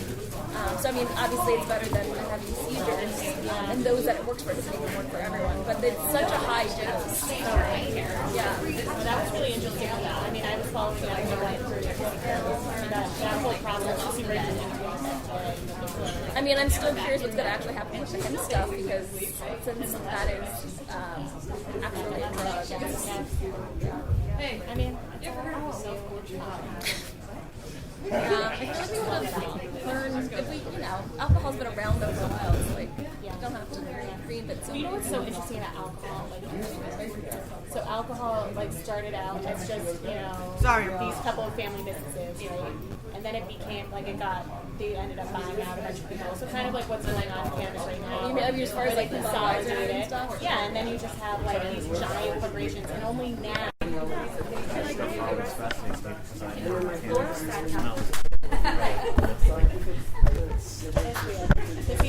Combinations. Right. I mean, that's why I'm like, I'm gonna have a job forever. Oh yeah. Just pick an area and go because it's.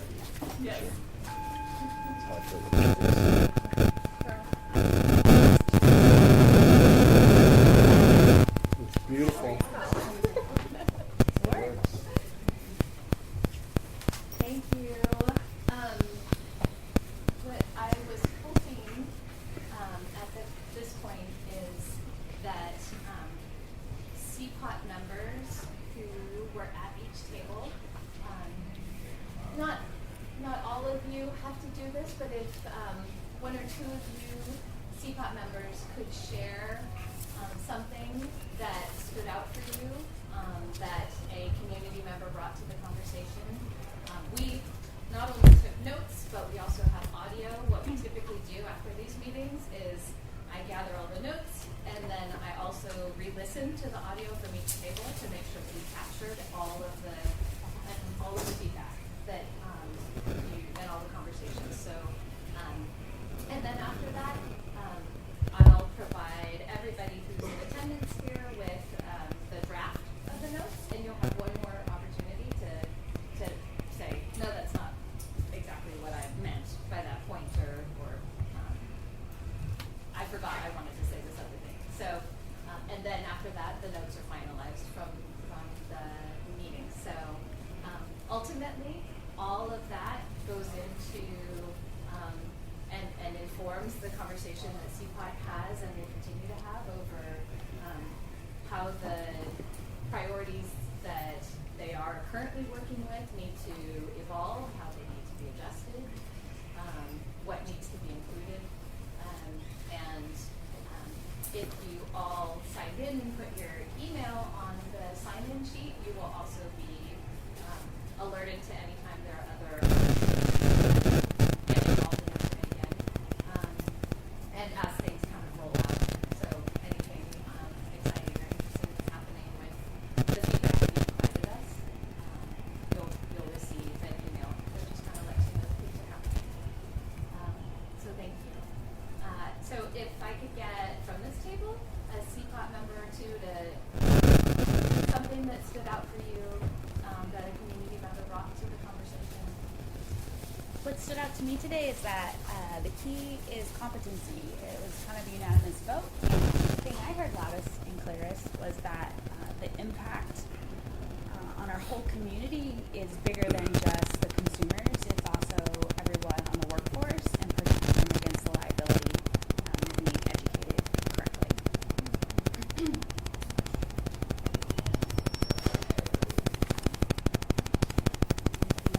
I kept hearing the word education, education, on all angles, the policymakers, the consumers, the growers, the retailers, the bud tenders.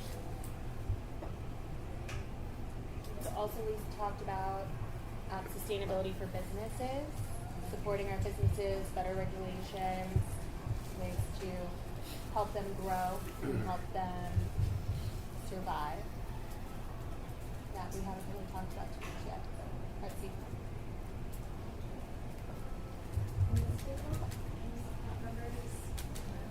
Share something that stood out for them that a community member brought to the discussion. This lovely lady brought to the discussion many things, and one of them was the urgency that dispensaries and I guess places, I know there's other places with social consumption, need to address issues that have arisen for seniors with medication and other parts of their lives. And we do need social gatherings.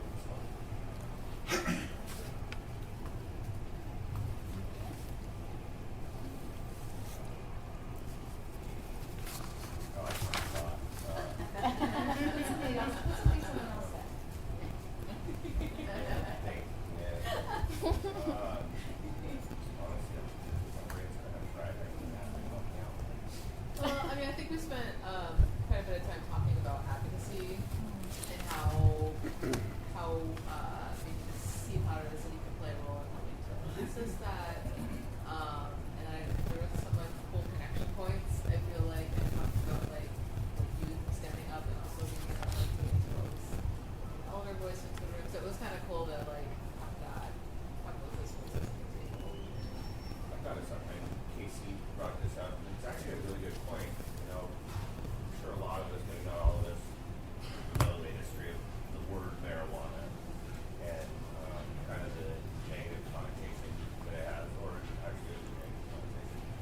But replacing that, and maybe you could share your ideas better than I could, but replacing, as far as language goes in legislation, going to not using marijuana, rather using cannabis. And so, it's actually a good idea. I don't think thought about it. That's why it's the world famous Cannabis Cafe. Just saying. The city of Portland actually changed all the law except for no longer their licenses and match the state legislation on that. But in our city code and then also our programmatic thing, we changed it to cannabis to negative connotation. Thank you. Now we just gotta get Commissioner Hardis to use it. She does, yes. Thank you. Thank you very much. We have a couple of CPOT to-do list items that we need to tackle, and everybody's welcome to stay for them, but these will be specific to CPOT members who are in the room.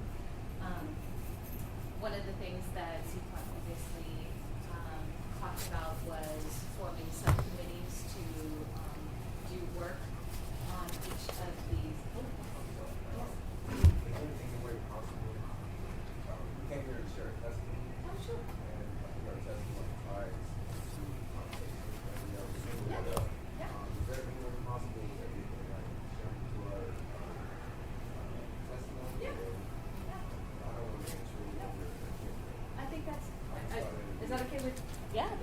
Sure. Go for it.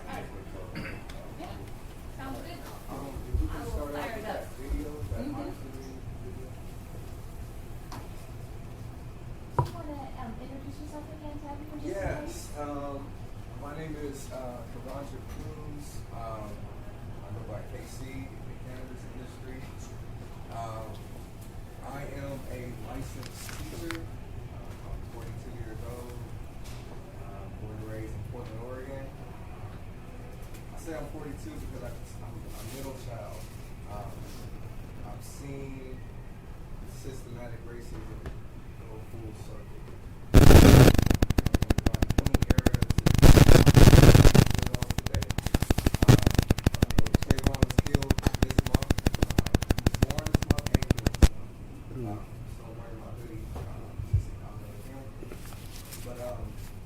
Saying all that to say,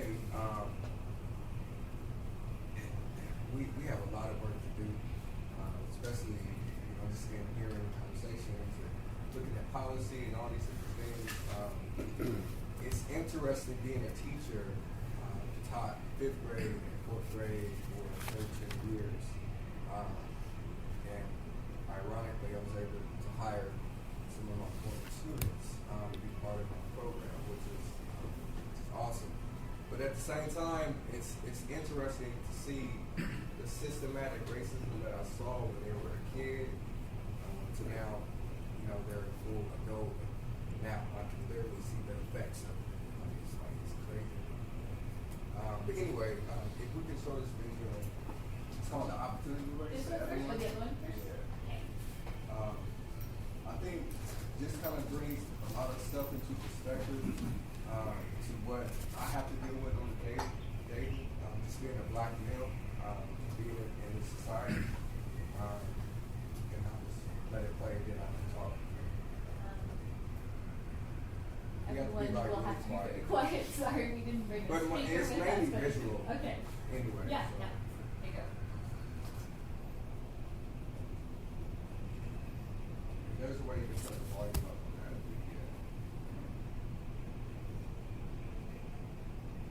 I think yours is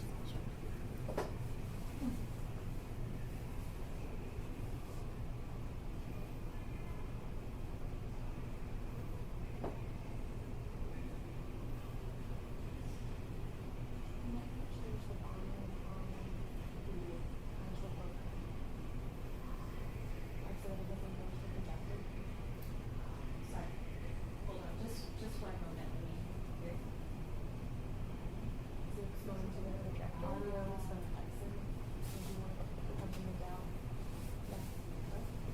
Yeah, but that probably it.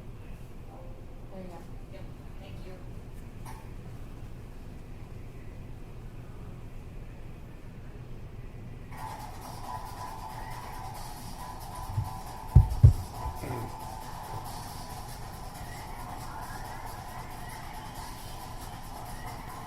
Can you remind me just a little bit?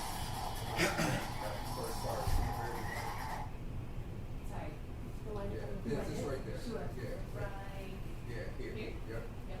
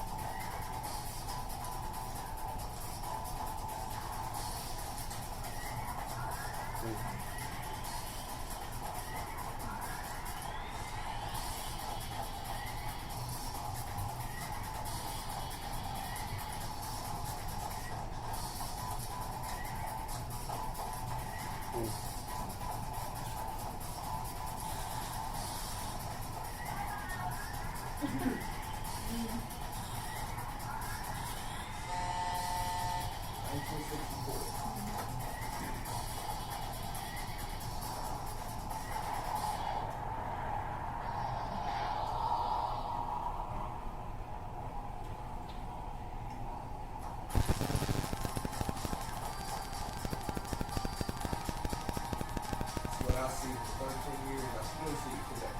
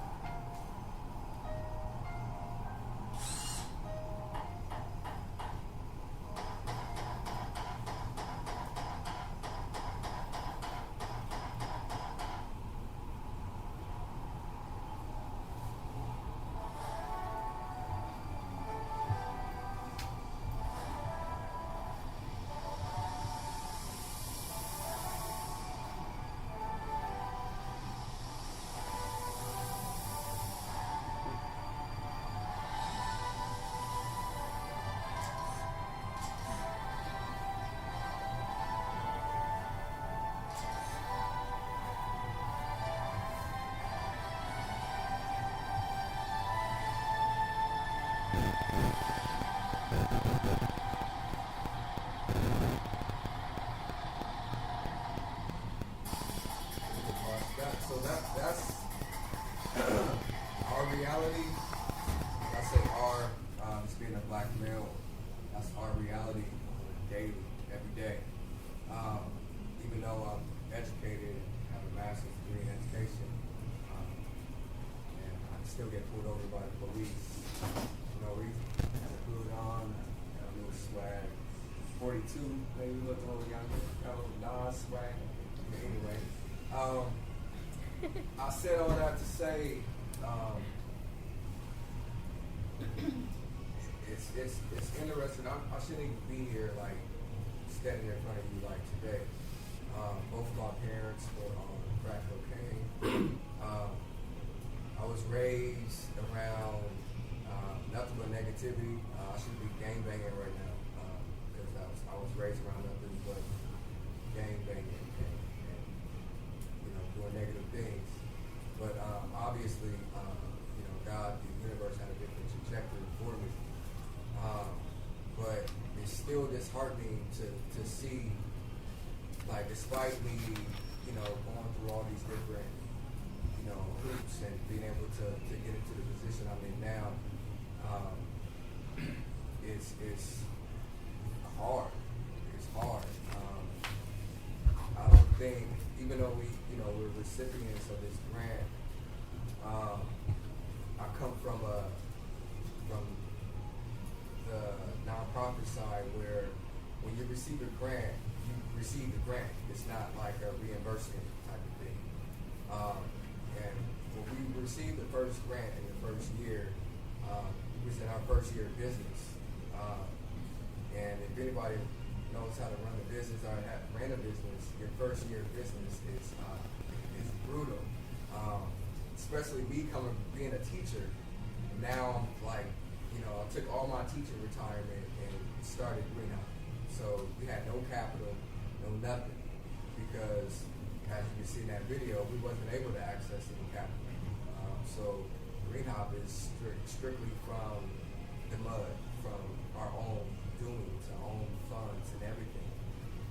We still don't have any capital to support us. So everything is relied on every single dollar, that we need to make on a daily to be able to make the budget, to be able to even, be able to pay our interns and apprentices before we even get reimbursed.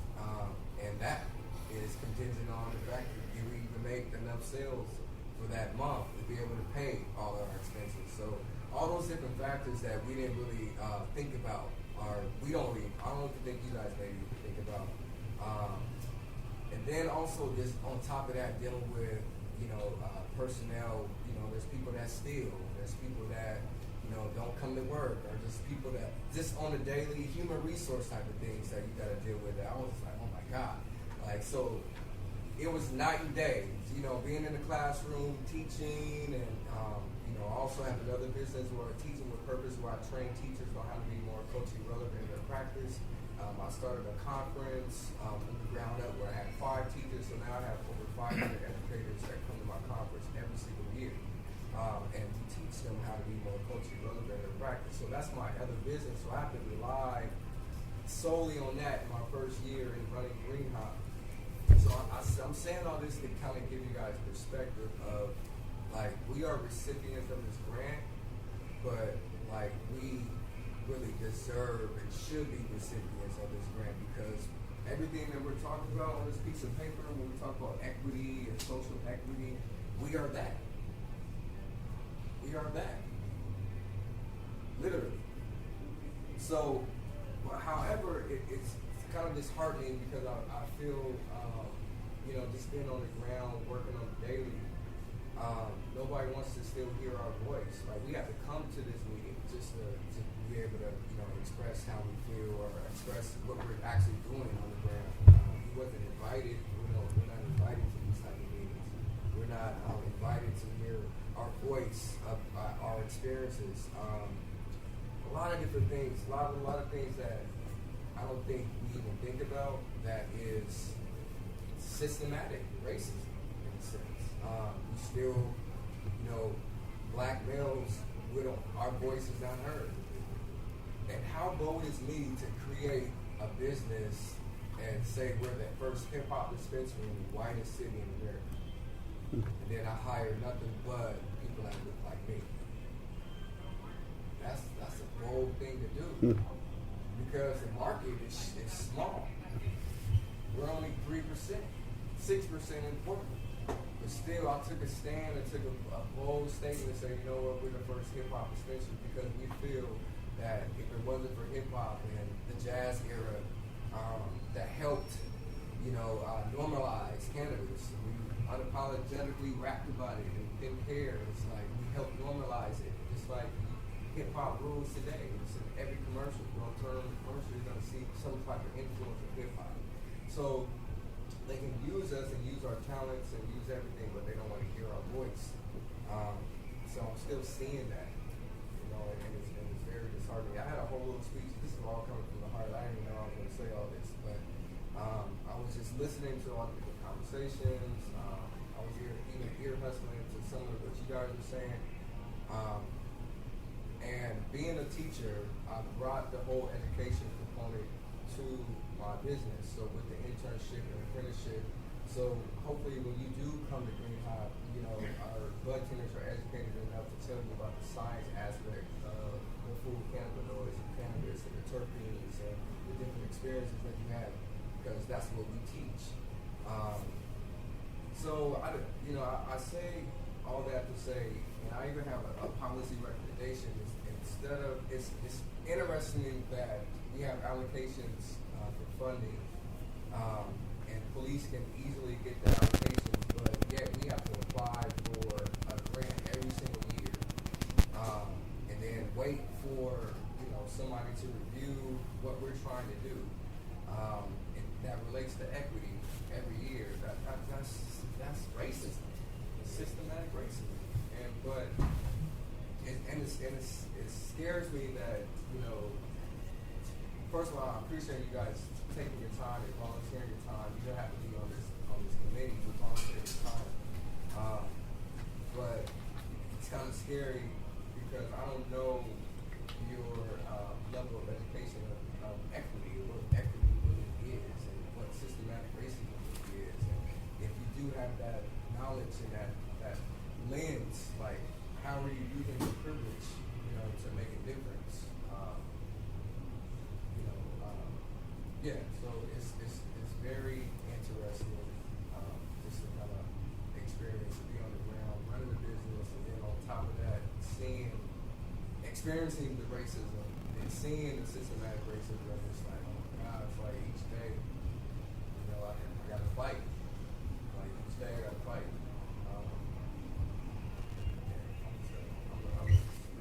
I'm gonna share this video again. I'm gonna have a couple of our interns share their testimony. Go ahead.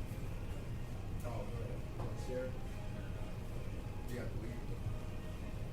Okay. All right. You wanna say something before you go?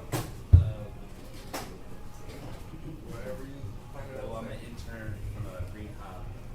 My name is Dwayne, and my experience with Green Hop would be scientific with cannabis type of getting on the industry more. I don't know, it's kind of hard to explain on the spot. You know, it's more of a just getting to know the community better, knowing the roots of everything with the industry, and having the things that happen for the industry to become what it is now. So you have to go through like you guys, all these talks, whatever. I didn't know nothing about that, so to come here today with the academy, to be a part of the academy, was an experience, and it's all just so thank you for having me.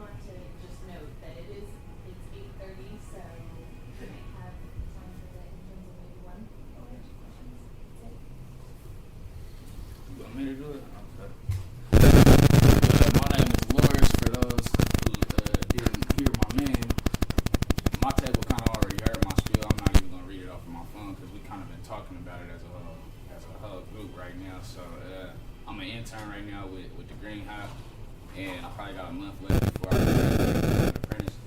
So like we've all talked about, the academy it's just like everything that we about, you know, like Casey was saying, we're here to racially diversify the whole cannabis industry. Like he only hired people that look like us, you know, and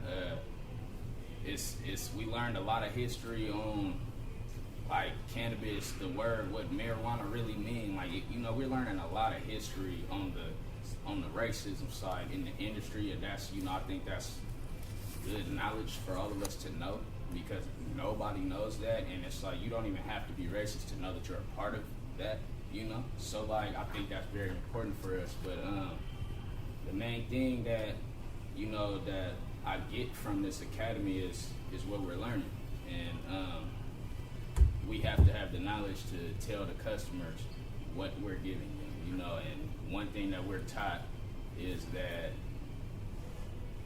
every experience that we all get from cannabis is a different experience. So the way one strain might affect me might affect you differently. It might affect you differently. That I heard that be said at the table, and I definitely wanted to make that a valid point, because we're taught to tell our customers that this, just because these certain terpenes are in here, it might be a terpene that's energetic. It might be a terpene that, you know, doesn't really put you to sleep, but it's just more of a relaxing body high, you know. Like, we learn all of this, but you can say all of this to a customer and it still might not affect that customer the way it affected you. So we still have to make sure that we're letting customers know this. But yeah, that's basically the like, it's the spiel. The academy just teaches us all of that, you know, and we have to know everything about all of our cannabis products that we have inside of our store, so that we are able to explain anything to anybody that comes in. We have very specific customers that come in asking for certain things, you know, and if you can't explain that to them, and if you just tell them that, oh yeah, this is an indica, this is sativa, it's gonna put you to sleep. Or if you can't explain the terpenes and what it actually does, then what are we really doing to the customers? You know, we just kind of get our money and go, you know what I'm saying? So like, basically, you know, that's what this academy is teaching us. It's really teaching us to kind of everything, showing like teaching us how to speak to people the proper way. You know what I'm saying? So I definitely think it's a good thing that we're learning in this academy, for sure. That was just kind of like the quick spiel on everything. I had a longer little message in my phone, but definitely the main point of everything is just like we want to pay homage back. Like, we're a hip hop dispensary because hip hop is majority people of color, black people. And when hip hop was popular and cannabis was a thing, we were only getting recognized for that in a negative way. Nobody ever, like, they criminalized us for that. Every person of color, Latino people, black people, like, there's a lot of we all got criminalized kind of for cannabis smoke, and now it's just $1 billion industry and everybody doing it, and we still not getting the credit, you know, for making this cannabis pretty much popular, you know. So that's why we a hip hop dispensary. That's the whole message that we trying to put in our community, you know, definitely. So I think teaching everybody the knowledge about that, everybody don't know why we're a hip hop dispensary. Everyone doesn't know what we do at the Green Hop. They don't know what the academy really is. And I'm a part of the academy, so I can kind of give you that spiel right now that I definitely did learn everything that I told you guys about. I got a phone full of notes, you know, like, it's, I'm definitely taking school all over again, but it's worth it though. So, you know, I appreciate you guys for hearing me out, and I'm glad to be here. That's all I have to say. Thank you for coming. Thank you. I want to take that. Anyone have any questions for Karancha or I have a few quick questions. So the Green Hop Academy, so in order to go to the Green Hop Academy, can you only be black? Can you be Hispanic? So you have Latinos. And is there women? Do you also accept women of color? And then my second question is, I mean, I love it. I think it's fantastic. I had no idea about it.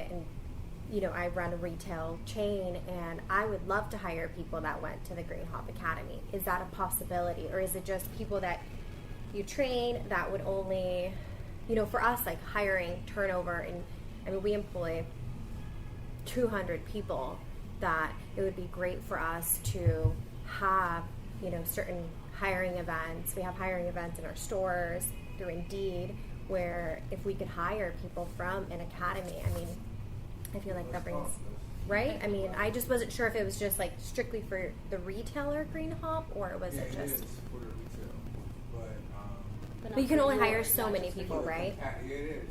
It's just for capacity, because again, it's invoicing. So in the very beginning, so we had to like change the whole scope in our very first grant, because we had this grand idea. We thought we were going to receive the money. We was like 30 people, and like 40 people can come, and like no, that's not the case. We don't have the capacity or the capital for that to be able to hire 30 people that invoice the city to get it back 30 days later. Like that doesn't work. So we have to narrow down the focus to just our shop and retail, and then we partner with different the grows and the labs. Because we all need staff bad. To learn to make the retail asset experience better. So, but to answer your question, let's say the interns that didn't make it into the apprenticeship aspect, definitely we can recommend them to another. I think you can't buy the knowledge right now, right? Like, so to have any kind of knowledge in retail or growing, I think is fantastic. So Or anyone who's exiting your apprentice program, and awesome. You have a way to switch contacts. Just want to make sure that. Yes. Do you have a card? And I want your contact. I want to collaborate with you on that.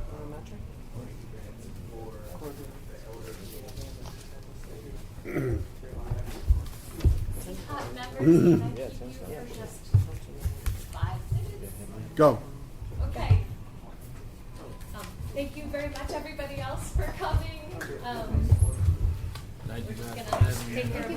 Nice meeting you. Yes, you can. Oh, yeah, definitely. I'll be here. Yeah,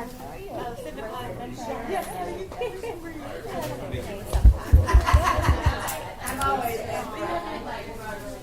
your pin cap earlier? Yep, I got it. Thank you.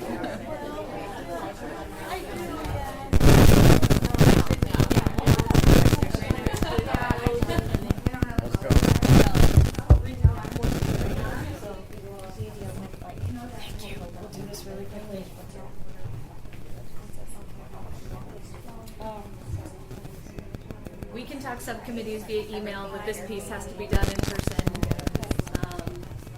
Who are the people?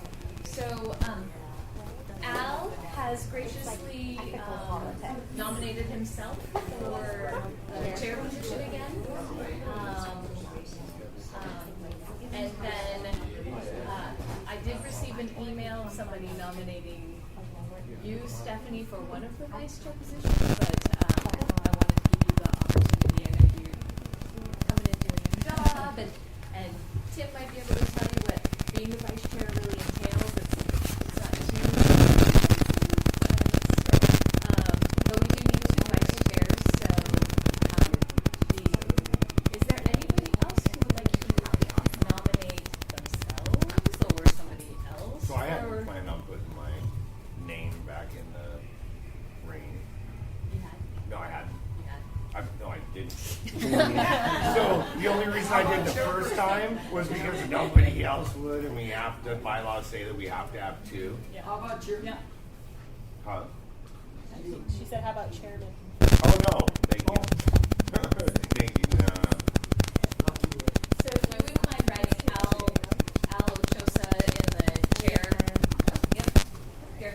Do you need a pen too? Okay.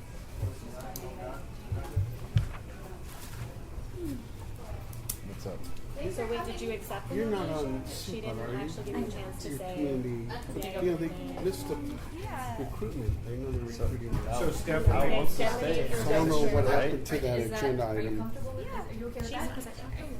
She's so happy. So can you write Stephanie's name in for one of the vice chair positions? Or is it chair position, Stephanie? Bypass her. No, I voted Al for chair again. I thought he deserved another chair.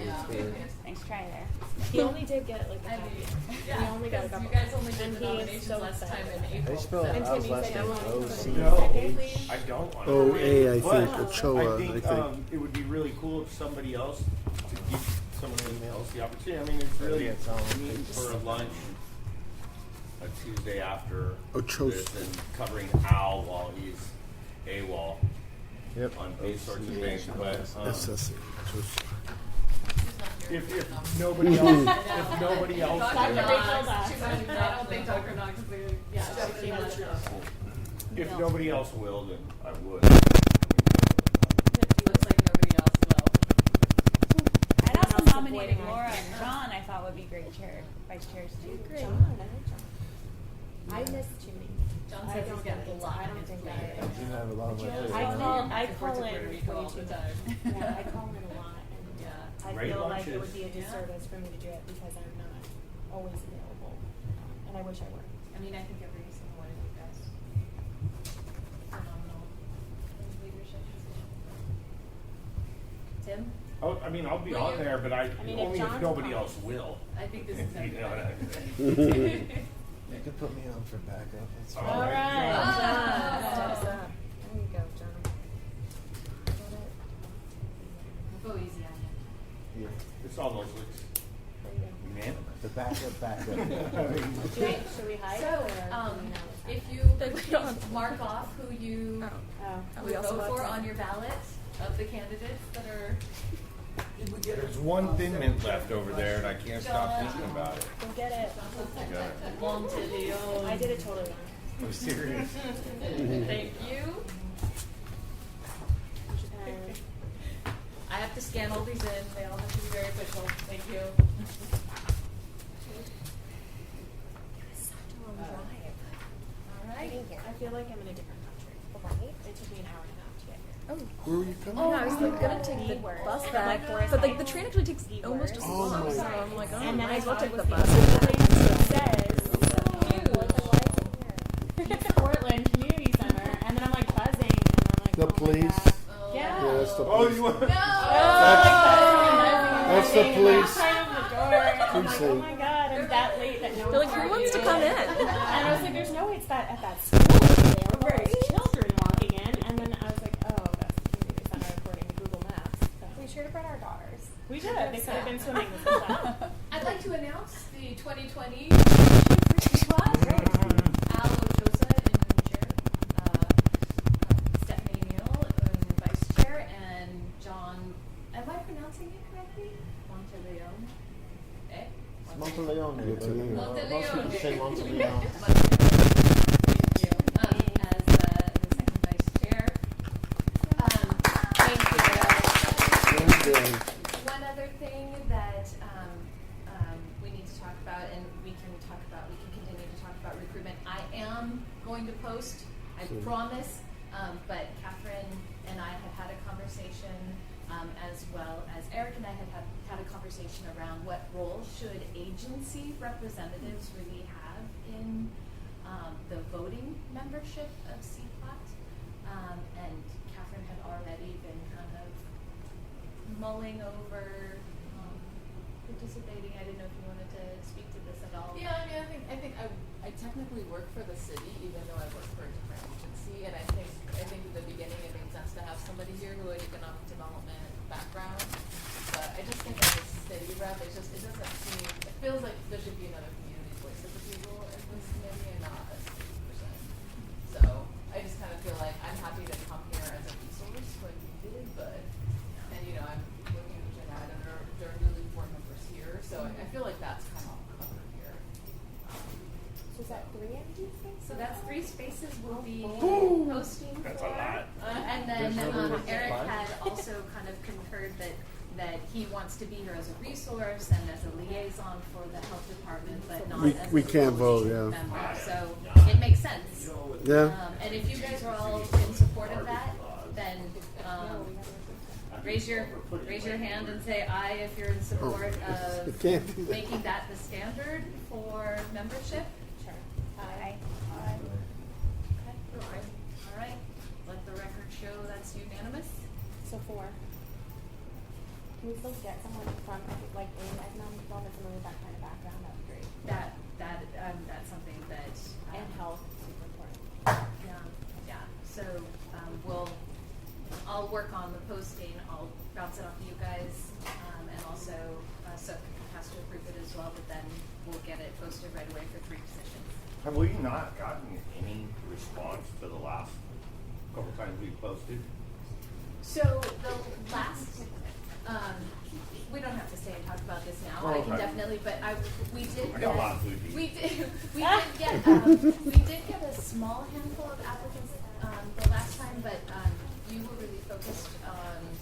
You kind of had prioritized a certain group of a couple of different areas of experience and expertise, and we didn't really get applicants with that. So there are a few longtime guests who I would like to encourage to apply, as well as just do a bigger communications push. I think last time